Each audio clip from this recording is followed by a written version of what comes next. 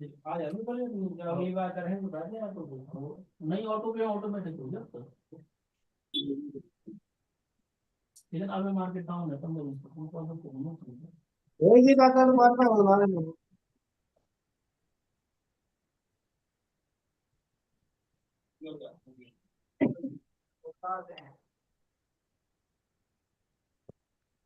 सभी से मेरी रिक्वेस्ट है, प्लीज अपने माइक्रोफोन म्यूट कर लीजिए। आप लोग स्टार्ट करने जा रहे हैं।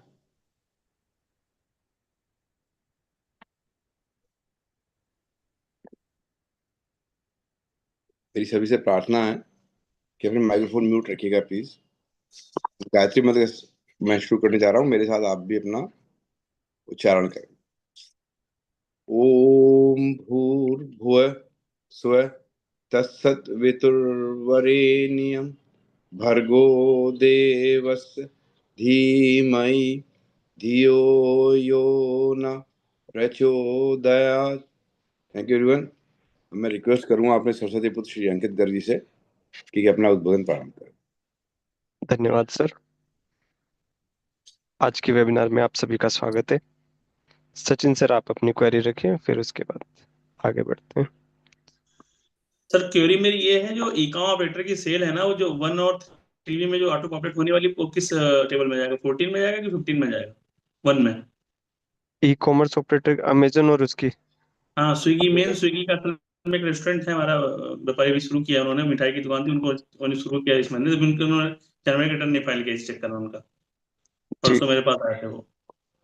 उसमें ना 14 नंबर में ना सेकंड ऑप्शन आता है, दो ऑप्शन आते हैं 14 में। हाँ, 14 में अंडर सेक्शन 95 वाला।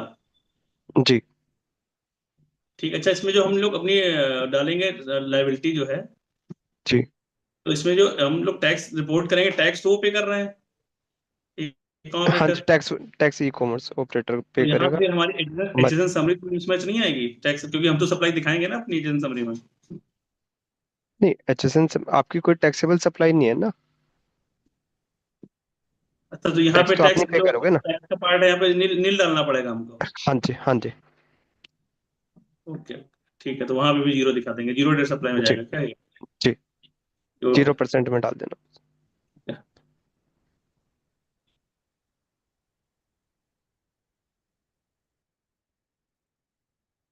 किसी और अंकित, मेरा सदस्य एक के क्वेश्चन है। जी सर जी। मेरा एक क्लाइंट है जो जो वर्क का काम करता है, गारमेंट स्टिचिंग का। जी वो अपनी प्रोमाइसिस में ही एक अपने क्लाइंट को से जॉब वर्क कराता है, खुद अपनी प्रोमाइसिस में ही। जी, तो क्या उसके लिए ITC 04 भरना जरूरी है? ITC 04, क्योंकि जॉब वर्क पे अगर कहीं पे माल जाता है तब भरा जाता है। माल अगर कहीं आप नहीं जाता, अपने माल उसकी प्रोमाइसिस में रहता है, केवल उसके बंदे आते हैं दूसरे, वो उसको पूरा जी, करके जाते हैं। तो वो जॉब वर्क का बिल देते हैं अपना, हाँ, जॉब वर्क का बिल देता है। तो वो उन उसी प्रेमिसेस में करके जा रहा है, फिर जरूरत नहीं है ITC 04 फाइल करने की। तो असेसिंग ऑफिसर इसको ये प्लेसमेंट सर्विस मानते हुए 18% टैक्स लगा रहा है। नहीं, जॉब वर्क का बिल तो आपके पास आ गया है ना। नहीं, वो मानता है कि भाई जॉब वर्क का होता तो आप अपनी फरमाइशी में लेके जाइए, वहां बनाइए। क्योंकि आप उसी फरमाइशी में कर रहे हो, तो आप केवल वर्कर ही दे रहे हो, एज ए प्लेसमेंट सर्विस दे रहे हो। सर आप वो तो उसको देखना है जो जॉब वर्क आपके यहाँ कर रहा है। जी। जैसे कोई ठेकेदार होते हैं, आपने कोई बिल्डिंग बनवाई, हम्म। ठेकेदार आपके यहाँ आके आप वो बिल्डिंग बना के जा रहा है, तो उसमें थोड़ी हमारी लाइबिलिटी आएगी। टैक्स तो ठेकेदार ही पे करता है ना। जी। ना दूसरा क्लाइंट भाई जो आपकी जॉब कोई वर्क का। मशीनरी हो गई या कुछ हो गई, इस तरह हम्म। के जो वर्क होते हैं जो प्रेमिसेस में आके खुद करके जाते हैं, तो हम्म। उसमें हमारी लाइबिलिटी थोड़ी क्रिएट होती है। वो हमें जो वर्क का बिल देगा, टैक्स वो पे करेगा, हमारी लाइबिलिटी कहाँ क्रिएट हुई उसमें। जी। तो इस बेस पे यही कहा जाए, हाँ?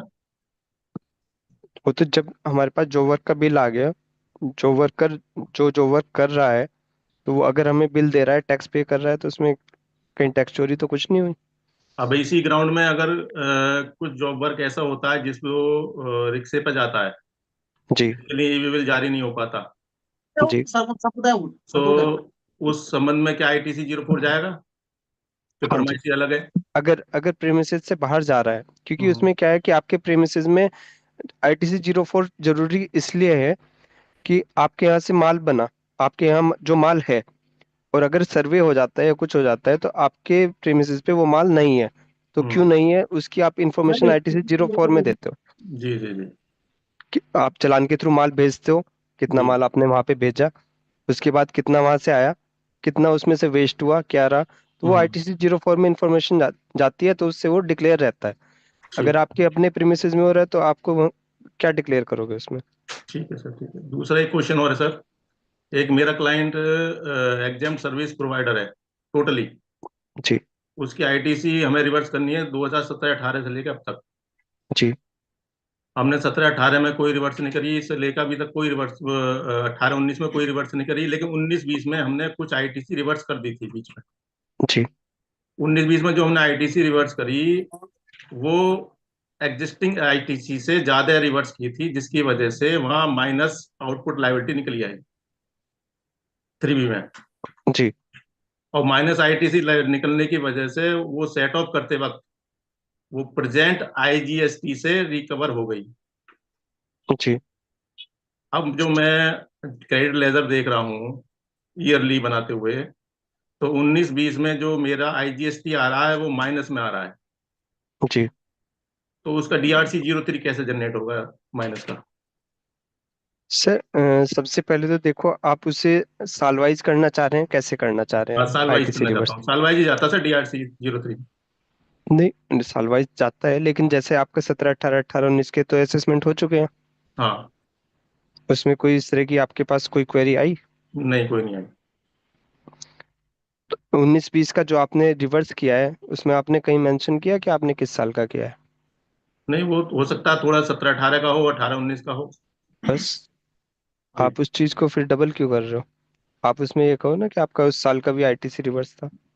नहीं, आईटीसी रिवर्स। आपने एनुअल एनुअल रिटर्न फाइल किया अपनी कोई? नहीं, टर्नओवर 2 करोड़ से नहीं चाहिए। हाँ, तो आप उसमें अगर आपने 19 20 में ज्यादा ITC रिवर्स कर दिया है तो आप उसको इन्वॉल्व कर सकते हो कि इतना 18 19 का भी रिवर्स हो चुका है, हम्म। बाकी का रिवर्स अब कर दो। नहीं, वो हो गया सर, वो रिवर्स तो समझ में आ गया, लेकिन DRC03 बनाते वक्त माइनस फिगर नहीं ले रहा ना वहाँ। नहीं, माइनस क्यों लेगा? अगर आपका कोई DRC ज्यादा पे हो चुका है तो आप बाकी की अमाउंट का करो ना पे, जितना अच्छा, बाकी रह रहा है। मतलब आप मुझमें निकाल दें कि जितना 17-18 का 18-19 का है। हाँ जी। ठीक है।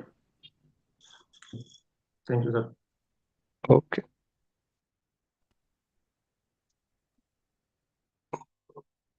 सर एक क्वेश्चन हमारा भी है। जी सर जी। SPL02 से पहले हम करते हैं DRC03A, जी वो नहीं हो रहा है। किसी किसी में हो जाता है, किसी किसी में नहीं होता, समझ में नहीं आ रहा सर, क्यों नहीं। सबसे सबसे पहली बात है, 3A की लाइबिलिटी वहां पर है जहां पर आपका DRC3 पहले से जमा है और आपके ऑर्डर में उसको कंसिडर नहीं किया गया।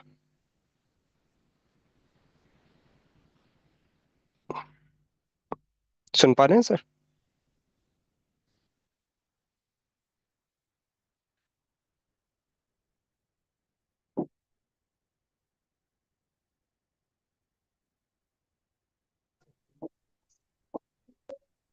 हेलो। सुन पा रहे हैं सर?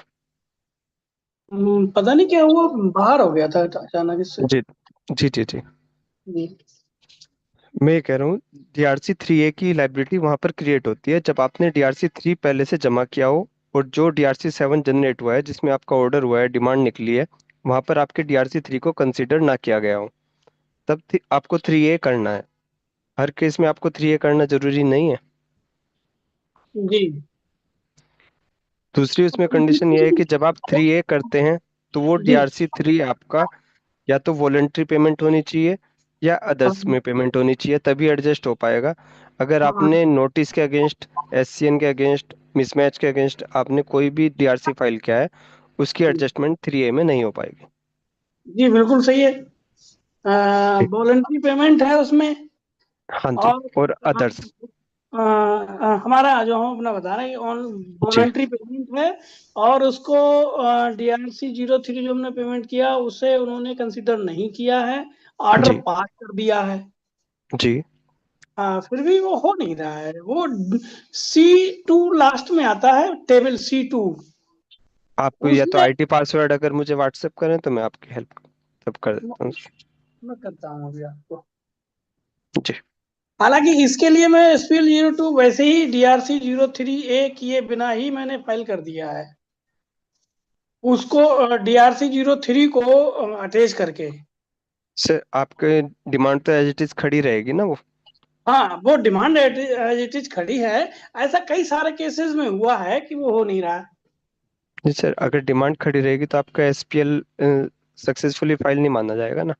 हाँ, माना तो नहीं जाएगा, लेकिन सर इसके लिए जी। कोई, मैं अभी आईडी पासवर्ड आपका नंबर 9758 9758 7280 7280 14।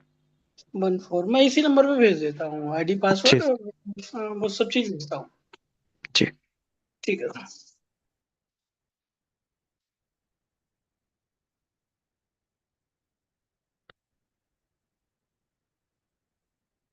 और किसी सदस्य की अगर कोई क्वेरी हो तो अभी, वरना कुछ थोड़ी सी जानकारी शेयर करना चाहूंगा। आप करें, मेरे कोई सवाल नहीं किसी का, आप बात के बताइए। जी सर जी। सर, जैसे अब हमारा मार्च शुरू हो चुका है और अप्रैल शुरू होने वाला है, तो हमें बहुत सारी चीज़ों का भी अभी से ख्याल रखना होगा कि हम उसे 31 मार्च तक कंसिडर कर लें और अपनी डायरी में नोट डाउन कर लें।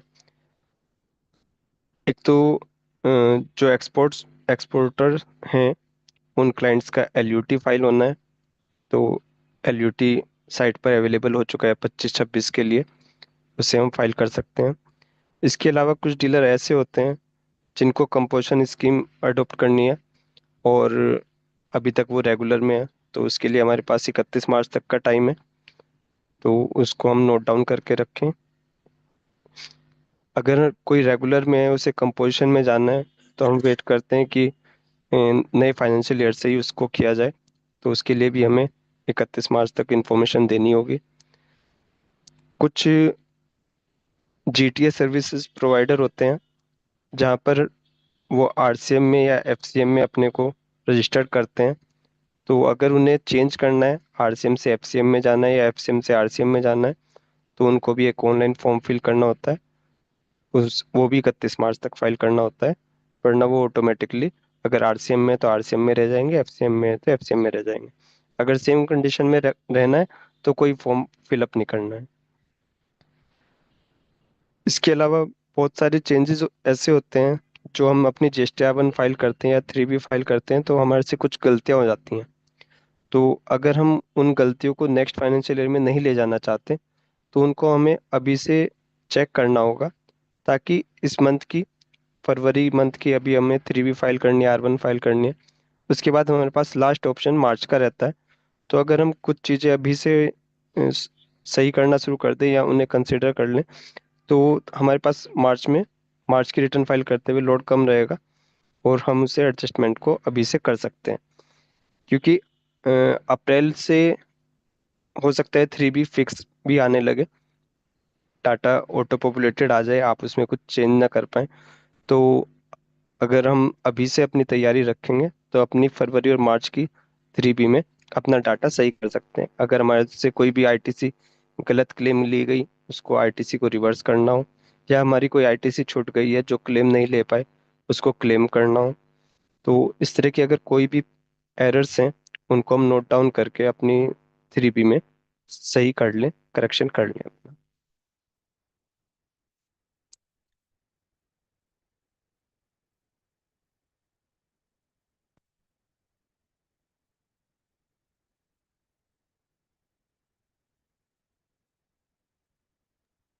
अंकित जी, मैंने आपको एक लॉगिन आईडी शेयर किया है अपने क्लाइंट का। हेलो। अंकित जी, आपकी आवाज नहीं आ रही।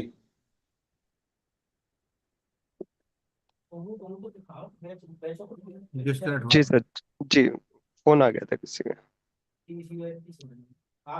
ठीक है सर, आईडी पासवर्ड आ गया, मैं स्क्रीन शेयर करके आपको बता रहा हूँ।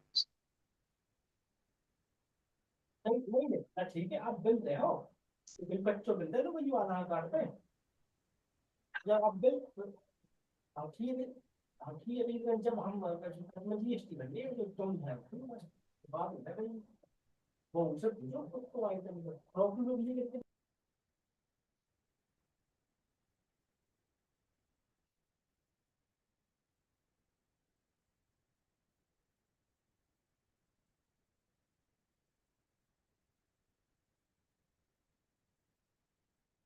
अंकित जी, अमित खंडेलवाल जी कुछ कहना चाह रहे हैं। जी सर, कहिए सर। नहीं नहीं, एक इनकम टैक्स से संबंधित है तो कुछ कहूँ, पूछूं? जी सर, जी जी एक्चुअली में एक केस आया आज मेरे पास। जी। उसने फाइनेंशियल ईयर 16-17 में 50 लाख की प्रॉपर्टी बेची। फाइनेंशियल 16-17 में सर। जी जी, उसका नोटिस आया है इसको गिनी का। जी अब उसमें प्रॉब्लम ये है कि उसने सारा पेमेंट कैश में करा, जी। और उस पे 50, क्योंकि लाख से ऊपर है तो टीडीएस भी नहीं काटा। 16-17 में टीडीएस एप्लीकेबल था सर? मेरे ख्याल से था सर। 16-17 में तो नहीं था शायद। ना, नोटिस में जिगर भी है।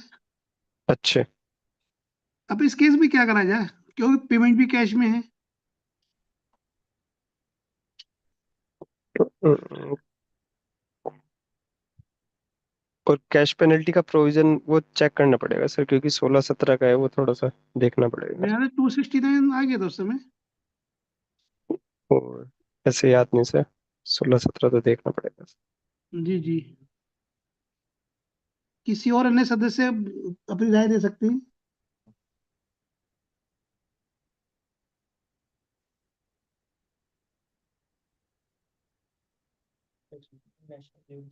सर आपकी डिमांड तो कोई रिफ्लेक्ट नहीं हो रही है इसमें।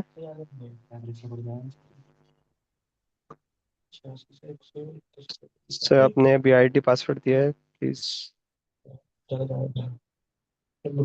SPL 02 कर चुका था इसके लिए।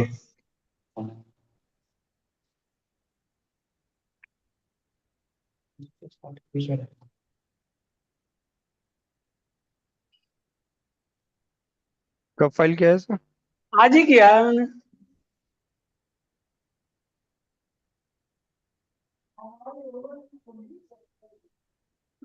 ये 19-20 वाला है, नीचे वाला होगा तक।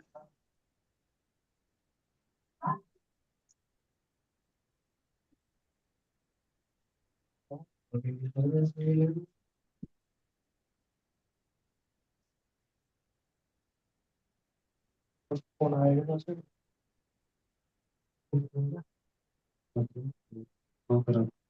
हेलो, अच्छा नमस्ते। नहीं साथ में प्लीज जरा हम आए हैं अंकल के पास जी बस कि ऐसा समझ लो कि 15-20 मिनट, 15-20 मिनट यहाँ से निकलने में लगेंगे।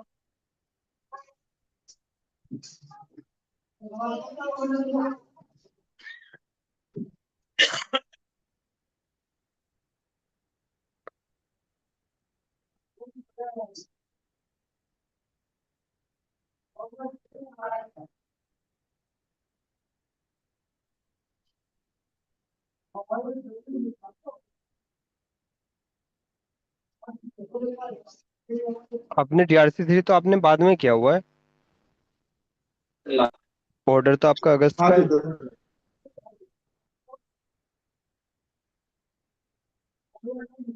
जी बाद में ही किया होगा। ये तो तारीख है, बाद वाला कंसीडर नहीं होगा क्या? नहीं, बाद में तो आप पेमेंट टुवर्ड्स डिमांड में भी जाके कर सकते थे ना, श्री की जरूरत नहीं थी ना। हाँ कर सकते थे, लेकिन उस समय किया नहीं था।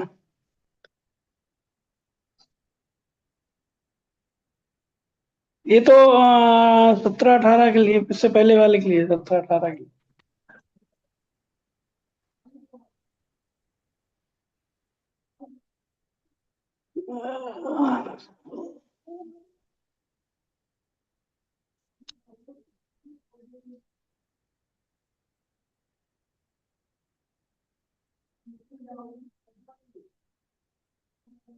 इसमें आसानी से हो गया, कोई दिक्कत ही नहीं हुई। जैसे अमाउंट डाला वो अमाउंट नहीं ले रहा है उसमें। एक चलिए, सेकंड देख लेना।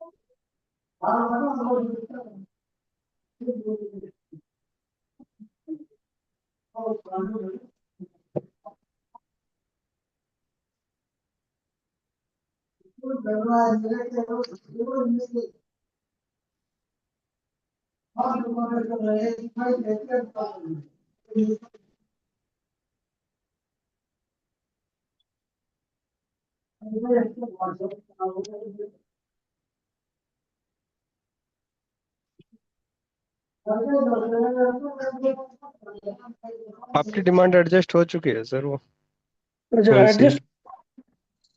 हाँ जी, क्योंकि आपकी देखो डिमांड यहाँ पर भी रिफ्लेक्ट नहीं कर रहा है। 3A में तभी आता है वो अगर जी, आपकी डिमांड बैलेंस हो। तो SPL02 डाल दिया है फिर भी हमने इसे, तो हाँ जी, हो जाएगा कंसीडर। हो जाएगा कंसीडर है। हाँ, टैक्स पेड होना चाहिए, आपका टैक्स पे हो चुका है। टैक्स तो पेड है इसका। जी। अच्छा, तो एक चीज और है, जैसे हमने गलती से 2 चालान जमा हो गए, एक जी। ही डिमांड के लिए 2 चालान जमा हो गए। अब एक से तो वो उसकी डिमांड एडजस्ट हो गई, दूसरा हाँ जी, रिफंड कैसे लें हम उसे? एक्सिस कैश लेजर बैलेंस का रिफंड अप्लाई कर दीजिए आप। दूसरा, जब जाते हैं तो 3B में वो मांगता है कि 3B के लिए। अब 3B में हमने किया नहीं है, तो नहीं, DRC 3B आप उसमें जा रहे होंगे ना, एक्सेस पेड में। हाँ, उसमें एक्सेस एक पेड ऑप्शन आता नहीं, कैश लेजर का अलग से है सर। कैश लेजर का अलग से है। एक सेकंड। और उसका आईडी पासवर्ड दूं आपको? ये sir access balance in the, एक सेकंड शेयर कर।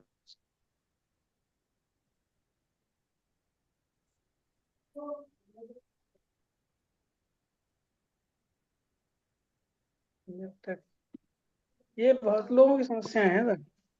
देखो सर, इसमें ऑप्शन आ रहा है एक्सेस पेमेंट ऑफ टैक्स। ये तो उसका इसमें आएगा अगर आपने 3B में ज्यादा पे किया है। इसके थ्री नीचे ऑप्शन है सर एक्सेस हाँ, balance in the electronic cash ledger. अगर आपके कैश लेजर में ज्यादा जमा हो चुका है तो उसके लिए आप यहाँ से अप्लाई करेंगे इस ऑप्शन में। और DRC 03 से ज्यादा हो गया हो तो एनी अदर में सर। ये अच्छा इलेक्ट्रॉनिक अगर ये आपका DRC 3 गलती से फाइल हो गया है तो उसका आप एनी अदर में। एनी अदर वाला नीचे। हाँ जी, सबसे नीचे। लेकिन सर इसमें भी जाते हैं तो भी 3 भी मांगता है, हमने इसमें सब में नहीं करके सर, देख। 3B इसमें मांगेगा इस ऑप्शन में। अगर हाँ, आपका कैश लेजर का रिफंड है तो आप इसमें अप्लाई करेंगे, आपका DRC 3 का है तो आप इसमें अप्लाई करेंगे। मैंने कई बार करके देखा लेकिन हुआ नहीं सर है वो। कोई नहीं, कोई प्रॉब्लम होगी आप मेरे से शेयर कर लीजिएगा पर्सनल कब, किसी टाइम। ठीक है, ठीक है, ठीक है, मैं देखता हूँ।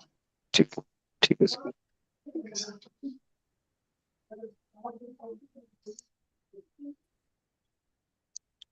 किसी और सदस्य की कोई क्वेरी हो तो सर प्लीज। उनकी जी 269 जो था 2017 में आया था। 2017 में ही आया ना सर। हम्म और आपका केस 16-17 का है। हम्म। एक साल पहले हो गया ना। हाँ जी। हाँ, नोटिस में जिगर भी है 16 से।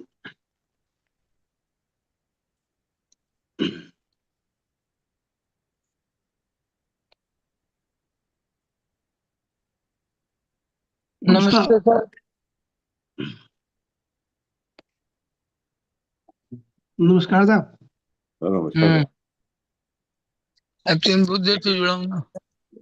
लेकिन सर इसमें जो है 20,000 उसके ऊपर कैश किसी प्रॉपर्टी के अगेंस्ट में, तो वैसे अलाउड नहीं है। आपका तो पूरा 50 लाख कैश का मैटर है। सर ये 16-17 का मैटर है ना सर। नहीं नहीं शिव गोपाल जी, 16-17 में प्रॉब्लम नहीं थी उस वक्त इतना। वो बाद में शुरुआत हुई है। हाँ अंकित सर, जी सर जी। एक क्वेश्चन है मेरा भी। अभी जी मैंने देखा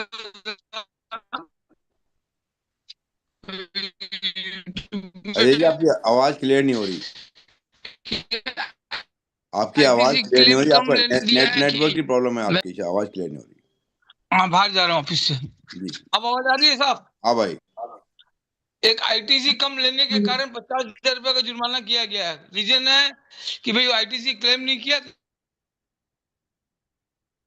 स्टेट गवर्नमेंट को सेंट्रल गवर्नमेंट टैक्स का, इसमें व्यापारी क्या करेगा? हेलो, क्वेश्चन क्लियर नहीं हो पाया सर, दोबारा से। व्यापारी ने आईटीसी क्लेम नहीं किया जी तो जीएसटी वाले ने 50,000 की नोटिस व्यापारी को पेनल्टी की। ITC क्लेम लेकिन ना करने आईटीसी पे तो क्लेम नहीं लेने के कारण सेंट्रल गवर्नमेंट ने स्टेट गवर्नमेंट को टैक्स का पैसा नहीं दे रहा है, सेक्शन 139 रूल में। नहीं सर, उन्होंने अपनी रिटर्न तो फाइल की होगी ना अपनी। हाँ तो वही तो बात है ना। तो पार्टी ने आईटीसी क्लेम नहीं किया, इसी के लिए इसको 50,000 का नोटिस भेज देगा डिपार्टमेंट। ITC मैंने इसके बाद क्लेम, वीडियो भी बनाया है, तो भेजता हूँ आपको। ITC आप मेरे पास नोटिस व्हाट्सएप करना सर, फिर चेक करेंगे। हाँ हाँ अंकित जी, ललित साहब आए हैं, ललित आनंद साहब हैं सीए साहब, उनसे पूछो आप उनका इनकम टैक्स का मैटर का। जी सर जी।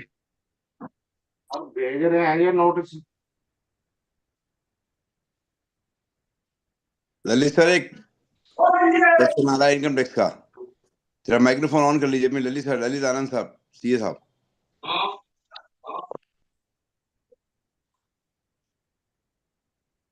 उन्होंने सर म्यूट कर लिया, अनम्यूट कर लीजिए सर। ललित सर अनम्यूट करिए अपना, आपको माइक्रोफोन ऑन करिए अपना। आपने माइक्रोफोन बंद कर लिया। हाँ जी सर। जी सर जी। सर एक क्वेरी थी अमित खंडेलवाल सर की। सर आप रखिए अपनी क्वेरी। किस मैटर में है सर? जीएसटी का है, इनकम टैक्स? नहीं sir, income income income income tax tax. Income tax income income tax का नहीं सर, मैं जीएसटी का अभी स्टार्ट किया है मैंने प्रैक्टिस। इनकम टैक्स का तो मैं नहीं हूँ, मैंने अभी रिटायरमेंट लिया है, तो उसके बाद मैं अच्छा अच्छा, अभी प्रैक्टिस अच्छा अच्छा, कोई आई एम सॉरी सर, कोई आई एम नहीं, सॉरी। कोई कोई बात नहीं सर, नहीं। कोई नहीं सॉरी। अच्छा अच्छा, ये मैंने जो उसका किया उसका कुछ है, कोई बता सकता है क्या? एक सेकंड सर, व्हाट्सएप रूल किया सर आपने? 139।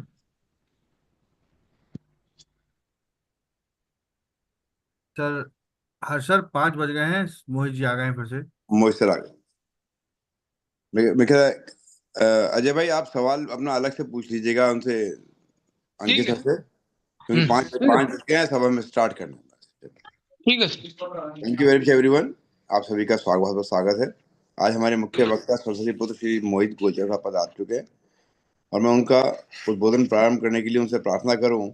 उससे पहले मैं चाहूंगा कि शैलेश विश्वकर्मा जी पहले सर का परिचय दे दें। काफी लोग नए हैं जो सर को देखने, आज सर आए भी बहुत साल बाद हैं, 2-3 साल बाद, साहब 3 साल बाद आए हैं आज सर। तो शैलेश भाई। सभी बंधुओं को नमस्कार। मैं शैलेश विश्वकर्मा, छतरपुर, मध्य प्रदेश से। और आदरणीय मोहित गोलचा जी का परिचय मैं दूसरी बार देने जा रहा हूँ। इसके पहले 2020 में जब सर आए थे तब मैंने उनका परिचय दिया था। श्री गोलचा 2005 में कॉलेज ऑफ वोकेशनल स्टडी से वाणिज्य के क्षेत्र में स्नातक की पढ़ाई पूरी करने के बाद 2010 में ICAI की सदस्यता हासिल करी। वह विभिन्न संस्थानों, association, federation, central excise revenue audit में जीएसटी कॉर्पोरेट ट्रेनर और जीएसटी गैस फैकल्टी के रूप में काम करते रहे हैं। आप वक्ता के रूप में जीएसटी सेमिनार और कार्यशाला आयोजित करते रहते हैं। जीएसटी रिफंड में एक रिफंड नामक एक पुस्तक है, उसके लेखक हैं। Much wider scope than your thought, अर्थात जितना आपने सोचा था उससे अधिक कहीं दायरा, ये पुस्तक का नाम है। चार्ट अकाउंटेंट बनने के बाद आपने कई प्रतिष्ठित कंपनियों के लिए काम किया है। आपने वेट, सेवा कर, टैक्स ऑडिट के क्षेत्र में सराहनीय कार्य किया है। वह आप विभिन्न मूल्यांकन और रिफंड मामलों के लिए जीएसटी, दिल्ली वेट और सेवा कर विभाग के समक्ष नियमित रूप से प्रस्तुत होते रहते हैं। ये तो आदरणीय गोथा जी का परिचय था। जो आज का विषय है ISD, ये बहुत अछूता विषय है। और उस विषय पर जब थोड़ी देर पहले हमारी चर्चा हो रही थी तो सर ने कहा था कुछ टिप्स भी देंगे जो अपनी पॉकेट के लिए लाभदायक होंगे। तो उनकी टिप्स को सुनने के लिए आप सब बैठे रहिए और अपने प्रश्न पूछते रहिए। आदरणीय मोहित जी, आपका स्वागत है। आप अपना उद्बोधन शुरू करिए। सर पहले तो धन्यवाद मुझे अपने इस मंच पे बुलाने के लिए। और चीजें मैं आप लोगों से एक सपोर्ट और चाहूंगा, जिसके अंदर मुझे सपोर्ट क्या चाहिए होगा कि अब ये बिल्कुल नया कंसेप्ट है, तो आप लोगों का पार्टिसिपेशन भी चाहिए। पार्टिसिपेशन इन द सेंस कि हमें ये समझना पड़ेगा कि जो मैं कह रहा हूँ वो सही है या कुछ उसमें करेक्शंस हो सकती है। तो ये राइटर के साथ मैं स्टार्ट करूंगा। अच्छा, स्क्रीन मेरी शो हो रही है, डिस्प्ले हो रहा है, PPT मेरी दिख रही है? जी सर, जी सर, दिख रही है। ठीक। तो PPT स्टार्ट करने से पहले कुछ सवाल हैं और थोड़ा सा मैं आप लोगों से चाहूंगा इन्वॉल्वमेंट, क्योंकि मेरे को एक चीज अच्छी क्या लग रही थी, अभी ये इंटरेक्टिव सेशन हो रहा था, तो हम इसको इंटरेक्टिव ही बनाएंगे। ऐसा ना हो कि मैं वन वे कम्युनिकेशन पे रहूं। तो कुछ सवाल मैंने ये रखे हैं यहाँ पर कि क्या हम सबको ये पता है कि ISD मैंडेटरी हो रहा है? अगर पता है तो चैट बॉक्स में यस लिख दे, नहीं पता है तो जान लीजिए।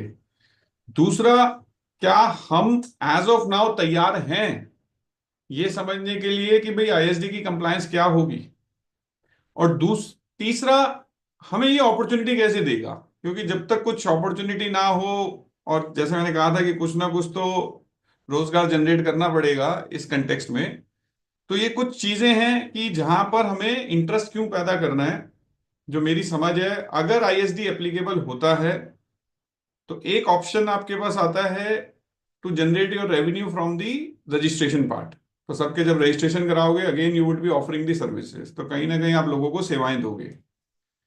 दूसरा पार्ट ये आएगा कि अगर कोई व्यक्ति रजिस्टर्ड हो जाएगा ISD के अंदर, तो फिर आपके पास हर महीने का उसका कंप्लायंस का काम होगा। अज्यूम करते हैं वो आपकी बात नहीं मानता है, वो कहता है नहीं मेरे को ISD रजिस्ट्रेशन नहीं लेना, तो भविष्य में there could be a probability कि डिपार्टमेंट का नोटिस आ सकता है ये कहते हुए कि आपके ऊपर आईएसडी एप्लीकेबल था और आपने रजिस्ट्रेशन नहीं लिया। और इन सारी चीजों के लिए जब हम आईएसडी का रजिस्ट्रेशन ले लेंगे और हम हर महीने रिटर्न्स भरेंगे, तो वहां पर एक प्रोबेबिलिटी हो सकती है कि जो हमें कंप्लायंस करनी थी, अगर वो कानून के हिसाब से नहीं हुई, तो again show cause notice would be there. तो 3 पार्ट हो गए जिसपे हमें फोकस करना है। एक है रजिस्ट्रेशन, जो हम सर्विस दे सकते हैं अपने क्लाइंट को। दूसरा कंप्लायंस। तीसरा, अगर ये दोनों ही नहीं दिए तो there could be show cause notice, जो कि फ्यूचर में आपको लिटिगेशन दे सकती है। अब सबसे पहला जो मेरा आपसे सवाल है कि आईएसडी क्या है। इस डेफिनेशन को हम ठंडे दिमाग से पहले पढ़ेंगे कि इस आईएसडी का मतलब क्या होता है और इसका इंपैक्ट क्या है, और सेकेंडली क्या ये मेरे छोटे व्यापारी इस पे भी लगेगा या नहीं लगेगा। तो पहला मैं बिल्कुल वर्ड टू वर्ड में इसलिए पढ़ना चाहूंगा कि हमारे पास 1 घंटा है, और अगर हमने इस कंसेप्ट को अच्छे से समझ लिया तो हम कंप्लायंस भी अच्छी कर पाएंगे और रजिस्ट्रेशन भी ठीक तरीके से करा पाएंगे। तो इनपुट सर्विस डिस्ट्रीब्यूटर कौन है? वो ऑफिस, कौन सा ऑफिस? जहां से सप्लायर ऑफ गुड्स और सर्विसेज और बोथ, यहां पे गुड्स और सर्विसेज और बोथ क्या रिसीव कर रहा है? Tax invoice. क्या रिसीव कर रहा है? Tax invoice. एक म्यूट कर दीजिए अगर किसी का अनम्यूट हो रखा है। हाँ, तो इस चीज पे हमें ध्यान क्या रखना है? कोई भी ऑफिस जहां से आप गुड्स और सर्विसेज या बोथ प्रोवाइड कर रहे हो और वहां पर आपको टैक्स इनवॉइस मिल रहा है इन रिस्पेक्ट ऑफ सर्विसेज, चाहे वो फॉरवर्ड चार्ज की सर्विस हो या रिवर्स चार्ज की हो, फॉर और on behalf of distinct person. अब डिस्टिंक्ट पर्सन क्या होता है? मेरे एक पैन पे अगर 2 जीएसटीआई नंबर है तो उसे मैं कहूंगा डिस्टिंक्ट पर्सन। तो जिन भी व्यापारियों के पास 2 जीएसटी नंबर हैं वो डिस्टिंक्ट पर्सन है, और अगर वो है तो हमें ये देखना है कि क्या उनके ऊपर आईएसडी एप्लीकेबल होगा या नहीं होगा। अगर आईएसडी एप्लीकेबल है तो हमें रजिस्ट्रेशन लेना पड़ेगा और मैंडेटरली हमें इनपुट सर्विस डिस्ट्रीब्यूटर के माध्यम से ही टैक्स क्रेडिट को ट्रांसफर करना पड़ेगा। तो इसके अंदर क्या समझना है कि पहला, फर्स्ट एंड फॉरमोस्ट, मेरा वो ऑफिस जहां से गुड्स और सर्विसेज जा रही है, और वो क्या रिसीव कर रहा है? Tax invoice in respect of the services जो मेरी दूसरी एंटिटी के रिलेटेड है। अच्छा, इस डेफिनेशन के कंटेक्स्ट में किसी की कोई अंडरस्टैंडिंग, कोई इशू? अगर ये बिल्कुल क्लियर है तो फिर मैं नेक्स्ट स्लाइड पे चलता हूं। चैट बॉक्स आप यूज कर सकते हो। इस डेफिनेशन को ही समझना है पूरे कंटेक्स्ट के अंदर, और मैं स्टेटमेंट भी हल्की हल्की टच सवाल है तो पूछ लीजिए। हाँ जी सर। मैं कह रहा हूँ लोगों से, अपना डेलीगेट से, कि आईएसडी के बारे में कोई सवाल हो, समझ नहीं आ रहा हो कि आईएसडी है क्या, तो सवाल पूछ लीजिए। हाँ, मतलब वहीं रोक दीजिएगा मुझे। अब मैंने क्या कहा, उस डेफिनेशन को तोड़ने की कोशिश करी कि इनपुट सर्विस डिस्ट्रीब्यूटर में एक्चुअल में क्या है।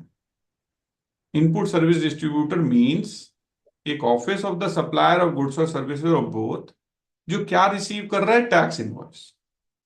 अगर उसने टैक्स इनवॉइस रिसीव करा, किसके कंटेक्स्ट में?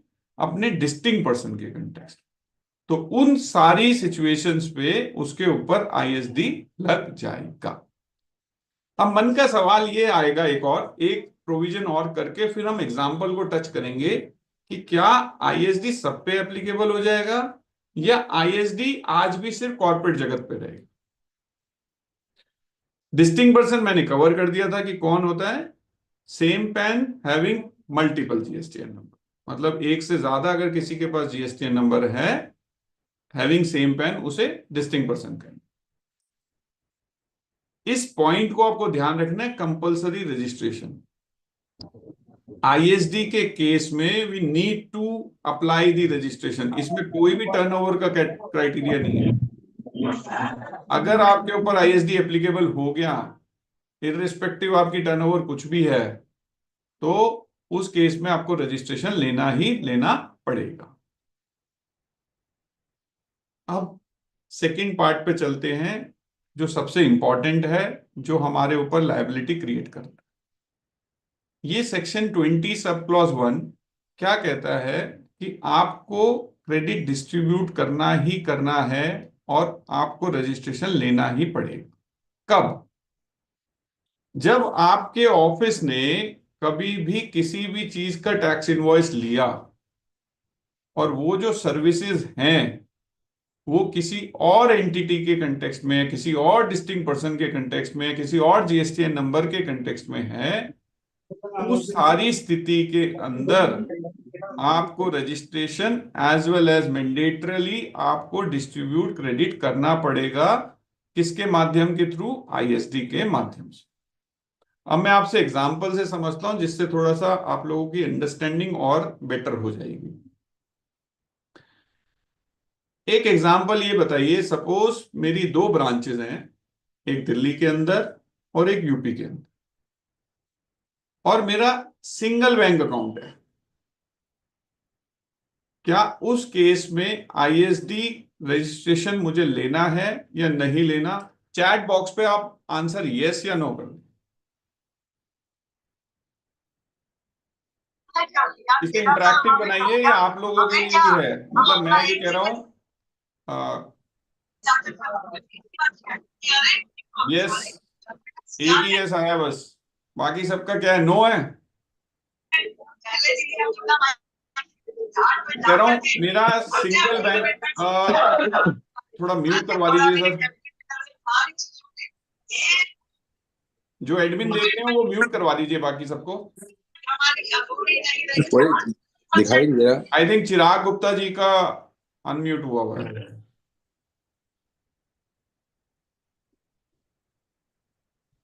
तो यस का मतलब क्या हुआ कि फिर हमने एक केस स्टडी हम लेते हैं कि centralise bank, single bank account, 2 GSTN number, अगर ऐसी स्थिति है तो उस पार्टी को हमें जीएसटीएन आईएसडी नंबर दिलाना पड़ेगा। एग्रीड? सबका एक ही कंसेंसस है। तो अगर यस है तो क्या हम लोग आज तैयार हैं? तो अगर नहीं भी है तो हमारे पास 1 महीना बचा हुआ है जहां पर हमें अपने क्लाइंट्स को एजुकेट कर देना चाहिए और मेल भेज देनी चाहिए, ये कहते हुए कि आपके ऊपर आईएसडी एप्लीकेबल हो गया। दूसरा, मैं आपसे एक एग्जांपल लेता हूं, जिस दौर में अभी हम जी रहे हैं, वेबसाइट।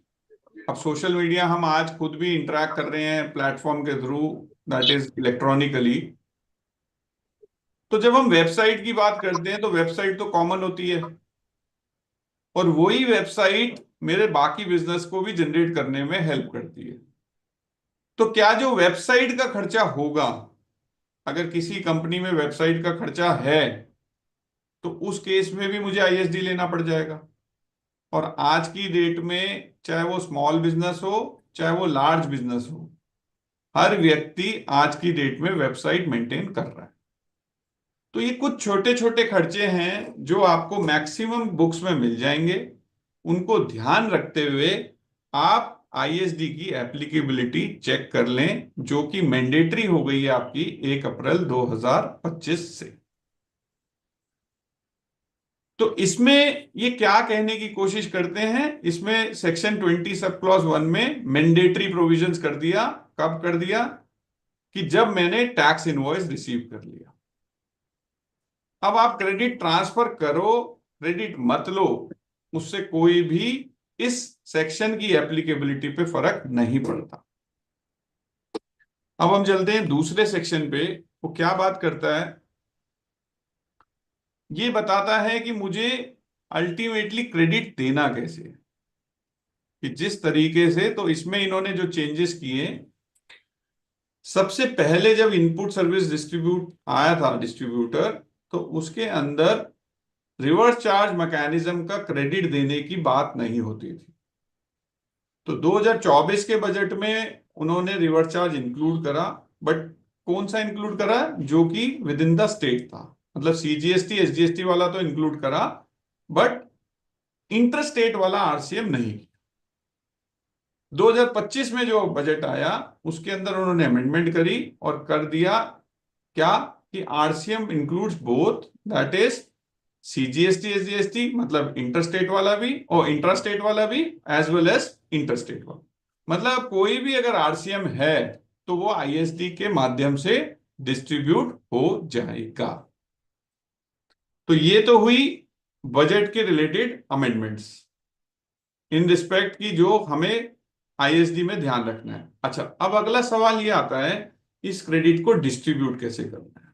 ये जब भी क्रेडिट ट्रांसफर होगा तो वाया टैक्स इनवॉइस के थ्रू ही होगा और जो टैक्स आया है वो टैक्स आगे चला जाए। अब क्या होगा कि जब मैंने टैक्स ट्रांसफर किया तो there could be a probability या सिचुएशन हो सकती है कि मुझे 100 रुपए ट्रांसफर करना था, मैंने 120 रुपए कर दिया। तो उस केस में जो मैंने ज्यादा ट्रांसफर किया है क्रेडिट, वो department can recover by using the section 73, 74 और अब भविष्य की जब हम बात करेंगे तो वो 74A के माध्यम से आपसे अगर आपने कोई गलत या ज्यादा टैक्स ट्रांसफर कर दिया है दूसरी एंटिटी को तो उन सारी सूरतों में वो आपसे रिकवरी कर सकते हैं। रिकवरी के बाद 73-74 लग गया, क्या पेनल्टी लग सकती है? Answer is yes. पेनल्टी के भी प्रोविजंस उन्होंने दे दिए इन केस आपने कोई भी गलत तरीके से इनपुट टैक्स पास ऑन कर दिया। तो मिनिमम पेनल्टी कितनी है हमारी? 10,000 रुपए की। और जो भी इनपुट टैक्स उसके अंदर इन्वॉल्व है या पास्ड है या डिस्ट्रीब्यूटेड, इन दोनों में से जो भी हायर फिगर होगी that will be considered as amount for levying the penalty. ये मैंने एक कोशिश करी कि मैं एक इक्वेशन बनाऊं जिससे आप लोगों को थोड़ा सा समझ में आए कि बेटर अंडरस्टैंडिंग के लिए। तो मैं क्या कहना चाह रहा हूं कि कोई भी office of supplier of goods और सर्विसेज और बोथ, जहां से कोई भी रजिस्टर्ड पर्सन अगर गुड्स और सर्विसेज और बोथ दे रहा है और वो व्यक्ति, वो रजिस्टर्ड पर्सन अगर कोई टैक्स इनवॉइस रिसीव कर रहा है, किस कंटेक्स्ट में? फॉर और on behalf of the distinct person, मतलब दूसरे जीएसटीएन के बिहाफ पे अगर वो कोई भी टैक्स इनवॉइस रिसीव कर रहा है उस सर्विसेज के कंटेक्स्ट में, तो उन सारी स्थिति में उसको रजिस्ट्रेशन लेना ही लेना पड़ेगा। लेने के साथ साथ सरकार ने एक और जिम्मेदारी उसको दे दी है कि that he has to distribute the ITC in respect of such invoice. वो ट्रांसफर उसको करना ही पड़ेगा। अब इसमें ब्यूटी क्या है कि हमें एक चीज ये और समझनी पड़ेगी, ये आईएसडी आया क्यों है? Can you please give some different input service distributor example of ISD? Ashish ji, आप थोड़ा सा इसको एलोबरेट करेंगे कि उसमें आपको क्या समझना है? सर, इसमें यही पूछना था कि हम किन किन को चिन्हित कर लें कि हमारे कौन कौन से आईएसडीज हैं जिन्हें हम अप्रोच करें कि भाई आपको रजिस्ट्रेशन लेना है। अच्छा जी, मैंने इसीलिए जैसे अपना सेशन जब स्टार्ट हुआ, सेक्शन 2 में आपने बताया लेकिन वो बहुत क्लियर नहीं हो पा रहा है सर। जैसे मैंने क्या कहा कि आईएसडी कब एप्लीकेबल हो जाएगा? जब दो जीएसटीएन नंबर हैं किसी के, मतलब डिस्ट्रिक्ट पर्सन है, प्लस उनकी बैलेंस शीट में या उनकी प्रॉफिट एंड लॉस स्टेटमेंट के अंदर ऐसे खर्चे जो कि कॉमन नेचर के हैं, जिसमें मैंने एक एग्जांपल ये दिया कि कहा कि जिसमें सपोज मेरा सेंट्रलाइज बैंक अकाउंट है और उस बैंक अकाउंट में एग्जांपल के तौर पे समझते हैं कि बैंक चार्जेस लग गए, तो जो बैंक चार्जेस लगे वो सर्विसेज बैंक ने किसको दी थी? मेरे दूसरे जीएसटीएन नंबर को, बट टैक्स इनवॉइस किसको दिया? मुझे दिया। तो उस सूरत के अंदर मुझे आईएसडी नंबर लेना पड़ जाए। फिर मैंने दूसरा एग्जांपल आपसे क्या लिया कि वो कॉमन खर्चा, जैसे आज हम जिस दुनिया में जी रहे हैं, जिस युग में जी रहे हैं, तो सब जगह वेबसाइट कॉमन है। तो वेबसाइट का अगर खर्चा, वेबसाइट का खर्चा अलग अलग स्टेट वाइज तो नहीं आता, वो एक ही जगह आता है, बट वो वेबसाइट कहीं ना कहीं जो सर्विसेज है वो डिफरेंट स्टेट्स को दे रही।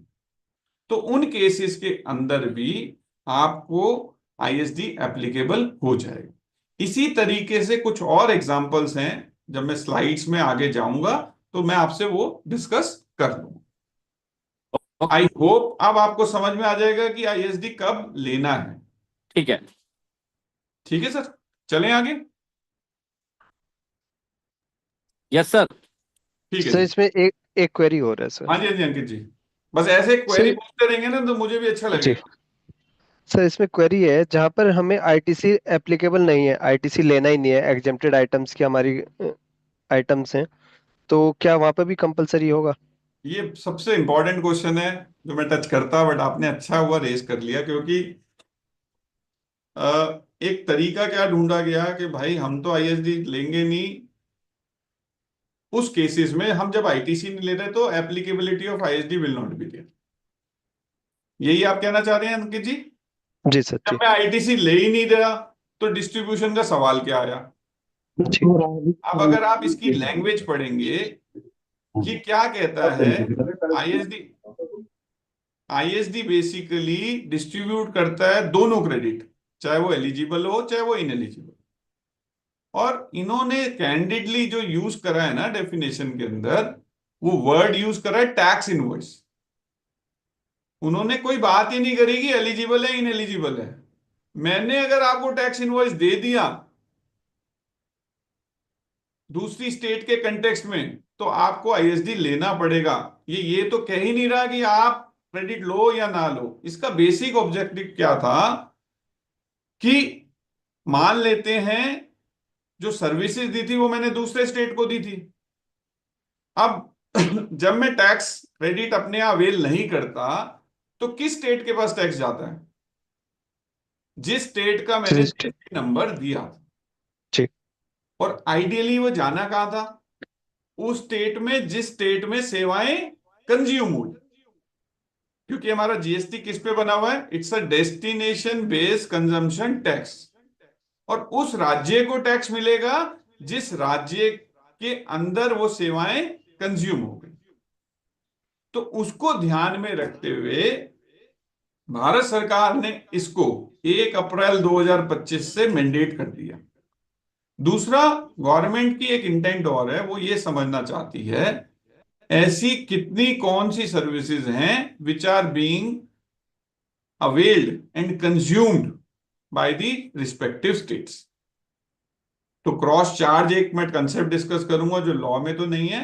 जब मैं आईएसडी कंप्लीट कर लूंगा तो हमारे पास दो मैकेनिज्म होते थे, एक आईएसडी के थ्रू हम टैक्स दे सकते थे और एक हम अपनी ही ब्रांच को मैनेजमेंट सपोर्ट सर्विसेज और किसी भी नाम से अगर हम उसको कंसिडर करके यहां से टैक्स उठा के दूसरे स्टेट में दे देते।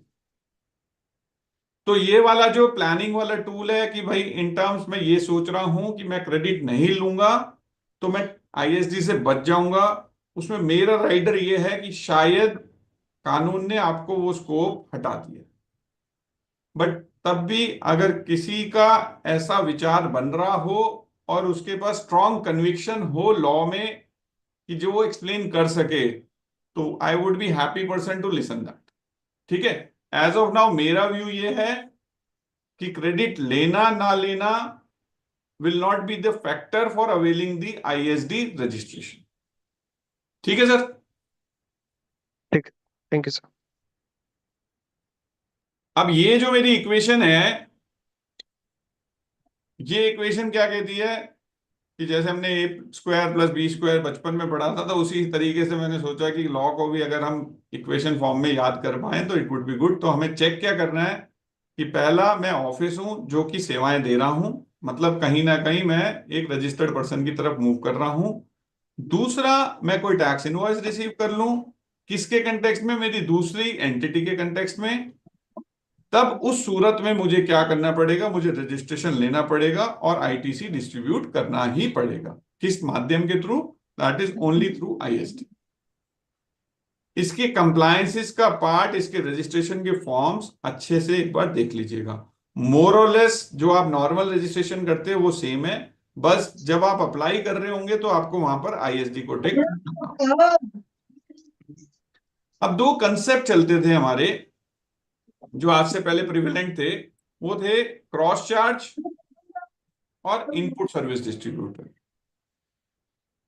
सरकार ने एक सर्कुलर निकाला था जिसमें उन्होंने बोला कि अगर किसी ने क्रॉस चार्ज यूज कर रहा है तो क्रॉस चार्ज हम मान लेंगे, किसी ने आईएसडी यूज किया है तो आईएसडी यूज कर लेंगे।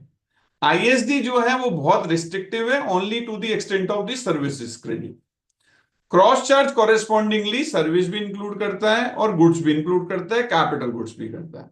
और इनपुट सर्विस डिस्ट्रीब्यूटर की जब मैं बात करूंगा तो वो सारे आईटीसी जो कि आपके इनपुट्स के रिलेटेड है या कैपिटल गुड्स के रिलेटेड है, वो उसको ट्रांसफर नहीं कर सकता। तो इनपुट सर्विस डिस्ट्रीब्यूटर क्या करेगा दोस्तों कि सिर्फ और सिर्फ वही credit which is pertaining to the services, उसमें उन्होंने फॉरवर्ड भी इंक्लूड कर दिया as well as reverse charge भी। जब मैं दूसरा कंसेप्ट जो लॉ में तो वैसे डिफाइंड नहीं है, जिसे कॉमन पार्लेंस में नॉर्मल तरीके में हम कहते हैं क्रॉस चार्ज। क्रॉस चार्ज क्या करता है, जितनी भी बिजनेस सपोर्ट सर्विसेज एक हेड ऑफिस या एक एंटिटी अपनी दूसरी एंटिटीज को जो देती है उसको हम क्रॉस चार्ज कह सकते हैं। मतलब वो internally generated services which has been rendered by the registered person to serve the entity which are having the different GSTN number but same PAN number.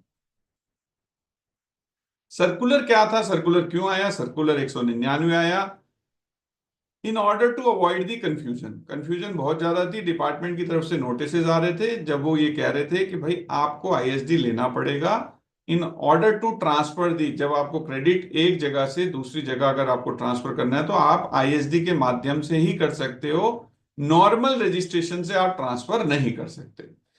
इसको ध्यान में रखते हुए एक सर्कुलर आता है। सर्कुलर कहता है कि चाहे तो आपने आईएसडी के माध्यम से किया हो, चाहे आपने इनवॉइस रेस करके किया हो by using the cross charge, उन सारे केसेस में हम आपके ऊपर कोई भी रिकवरी प्रोसीडिंग नहीं करेंगे।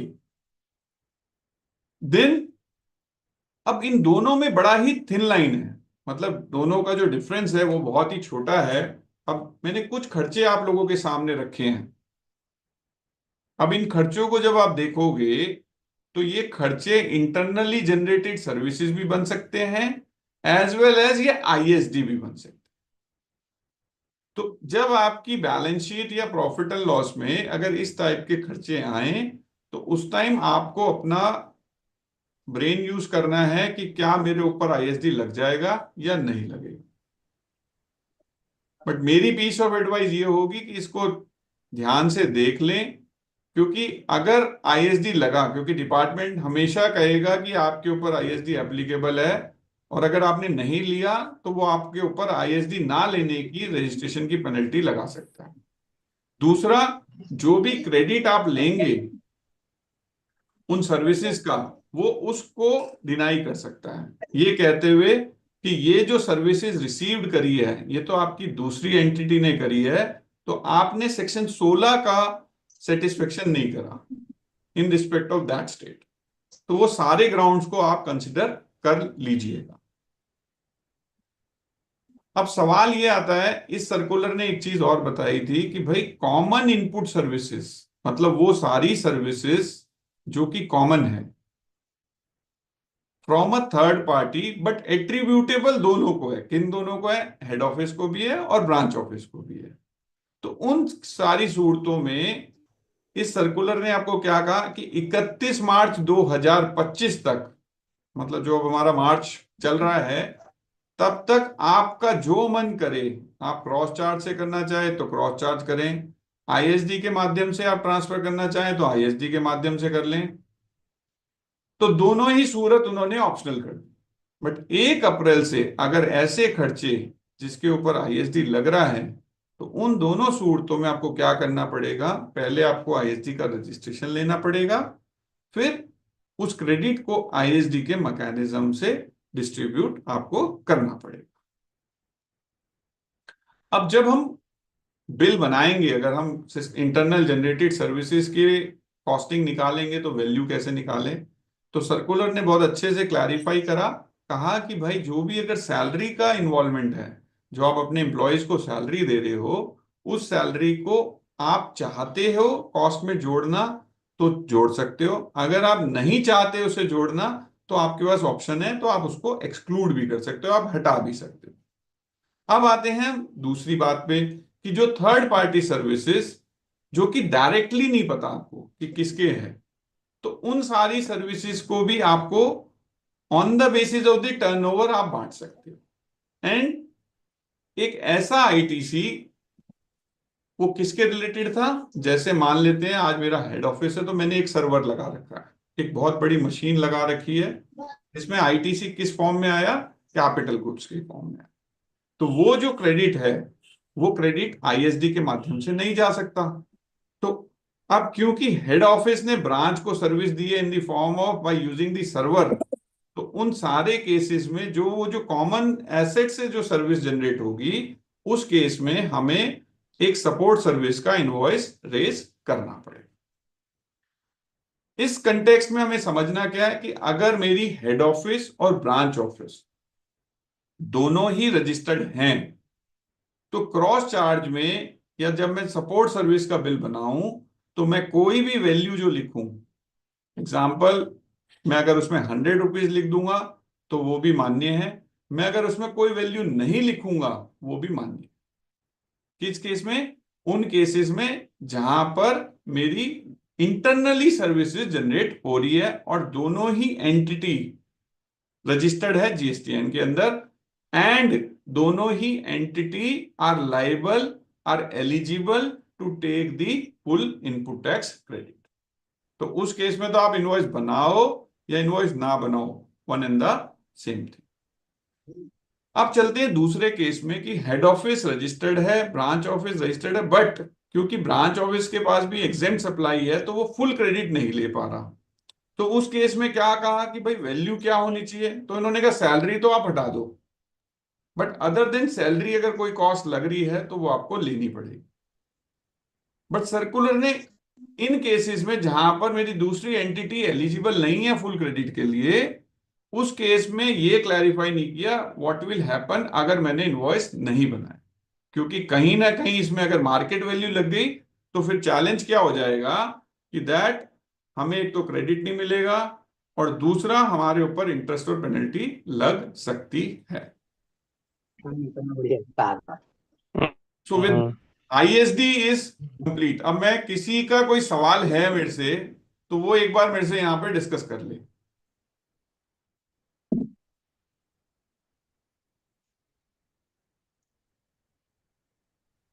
आईएसडी समझ में नहीं आया हो, एसडी के बारे में जब भी जानना चाह रहे हो जो भी डेलीगेट्स बैठे हुए हैं फिर सवाल कर लीजिए, पूछ लीजिए।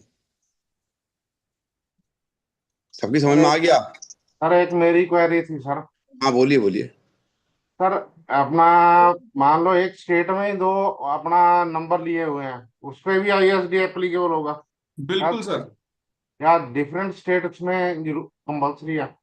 नहीं नहीं नहीं नहीं सर, अगर मैं डिस्टिंक्ट पर्सन कब बन जाता हूं, जब मेरे पास 2 जीएसटीआई नंबर होते हैं, एक पैन 2 जीएसटीआई नंबर, तो उस सूरत के अंदर मेरे ऊपर आईएसडी एप्लीकेबल हो जाएगा। इसको आप ठंडे दिमाग से जब आप देखेंगे इस प्रोविजन को, जो मेरी अपनी ऑब्जर्वेशन या मेरी अपनी स्टडीज जो कह रही है, ये मैक्सिमम जनों पे लग जाएगा जहां पर 2 जीएसटीआई है, चाहे वो सेम स्टेट में हो चाहे वो डिफरेंट स्टेट में। ठीक है। तो अगर आईएसडी रिलेटेड और कोई सवाल है वो पूछ लें, क्योंकि फिर मुझे बजट्स को भी टेकअप करना था कि जो बजट्स में अमेंडमेंट आई थी उसका क्या इफेक्ट है। चलो भाई आ जाओ। एक मिनट रुपेंद्र जी। हाँ हेलो।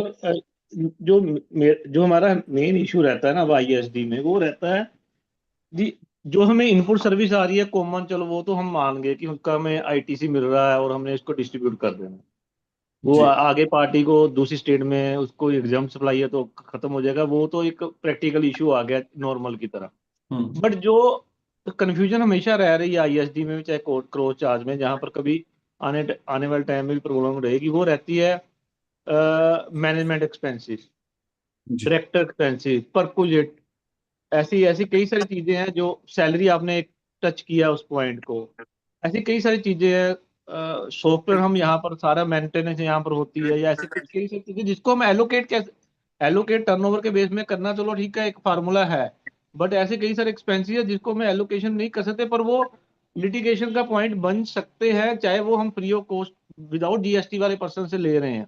मैंने सॉफ्टवेयर एक्सपेंसेस एक ऐसे बंदे से ले ली जिसकी 20 लाख से कम की टर्नओवर है, मैं उसको एएमसी दे रहा हूँ 2 लाख 5 लाख 7 लाख रुपया।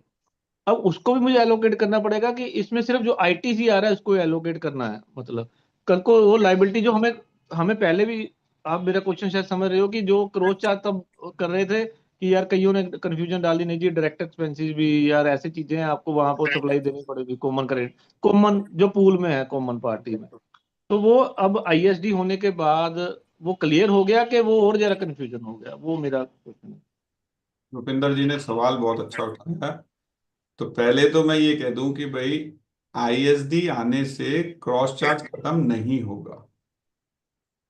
आईएसडी सिर्फ और सिर्फ उन सर्विसेज के आईटीसी की बात करता है जो कि मैंने अपने दूसरे जीएसटीएन के बिहाफ पे ली, फॉर और on behalf of the other district.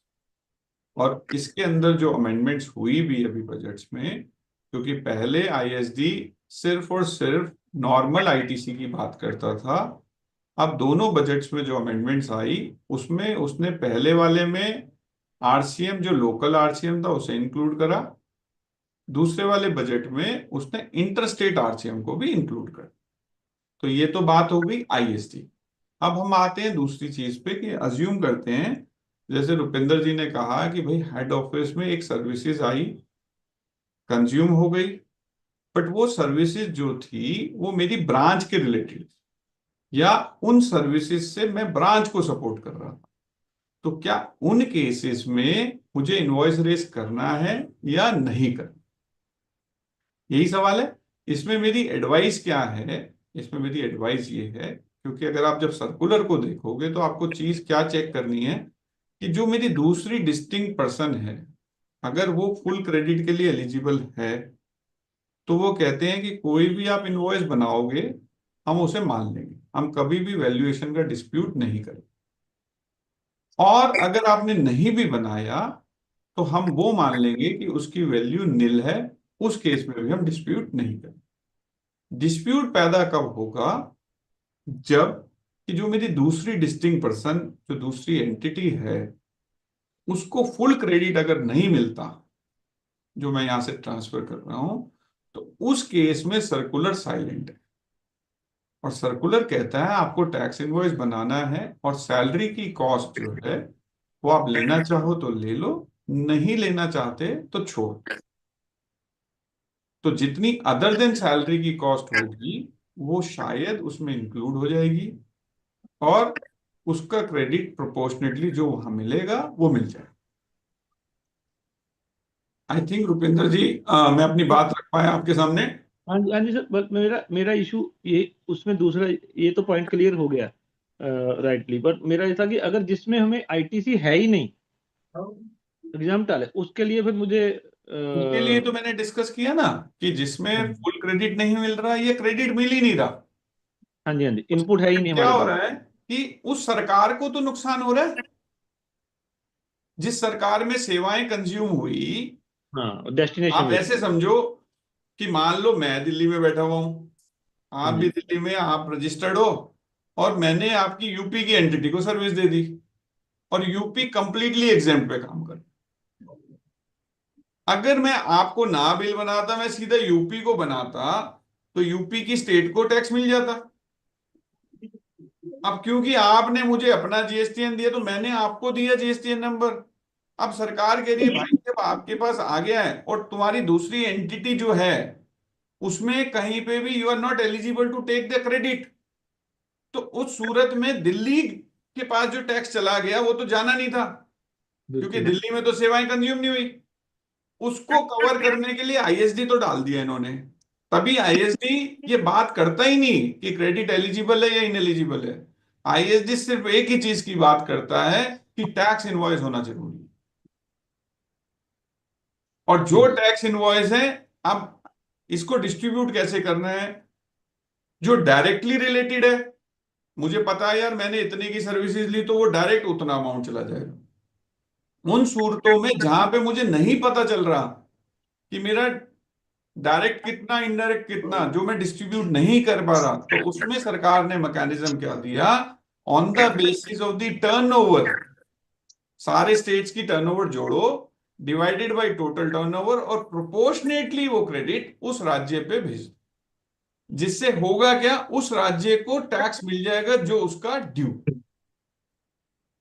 तो हमें इंटेंट वो समझना जरूरी है, ये क्यों आया। वो अगर हमें समझ में आ गया तो शायद हम इस प्रोविजंस को अच्छे से लगा पाएंगे। हाँ जी सर। गोविंद जी आप कुछ कहना चाह रहे हैं? गोविंद जी। नहीं सर।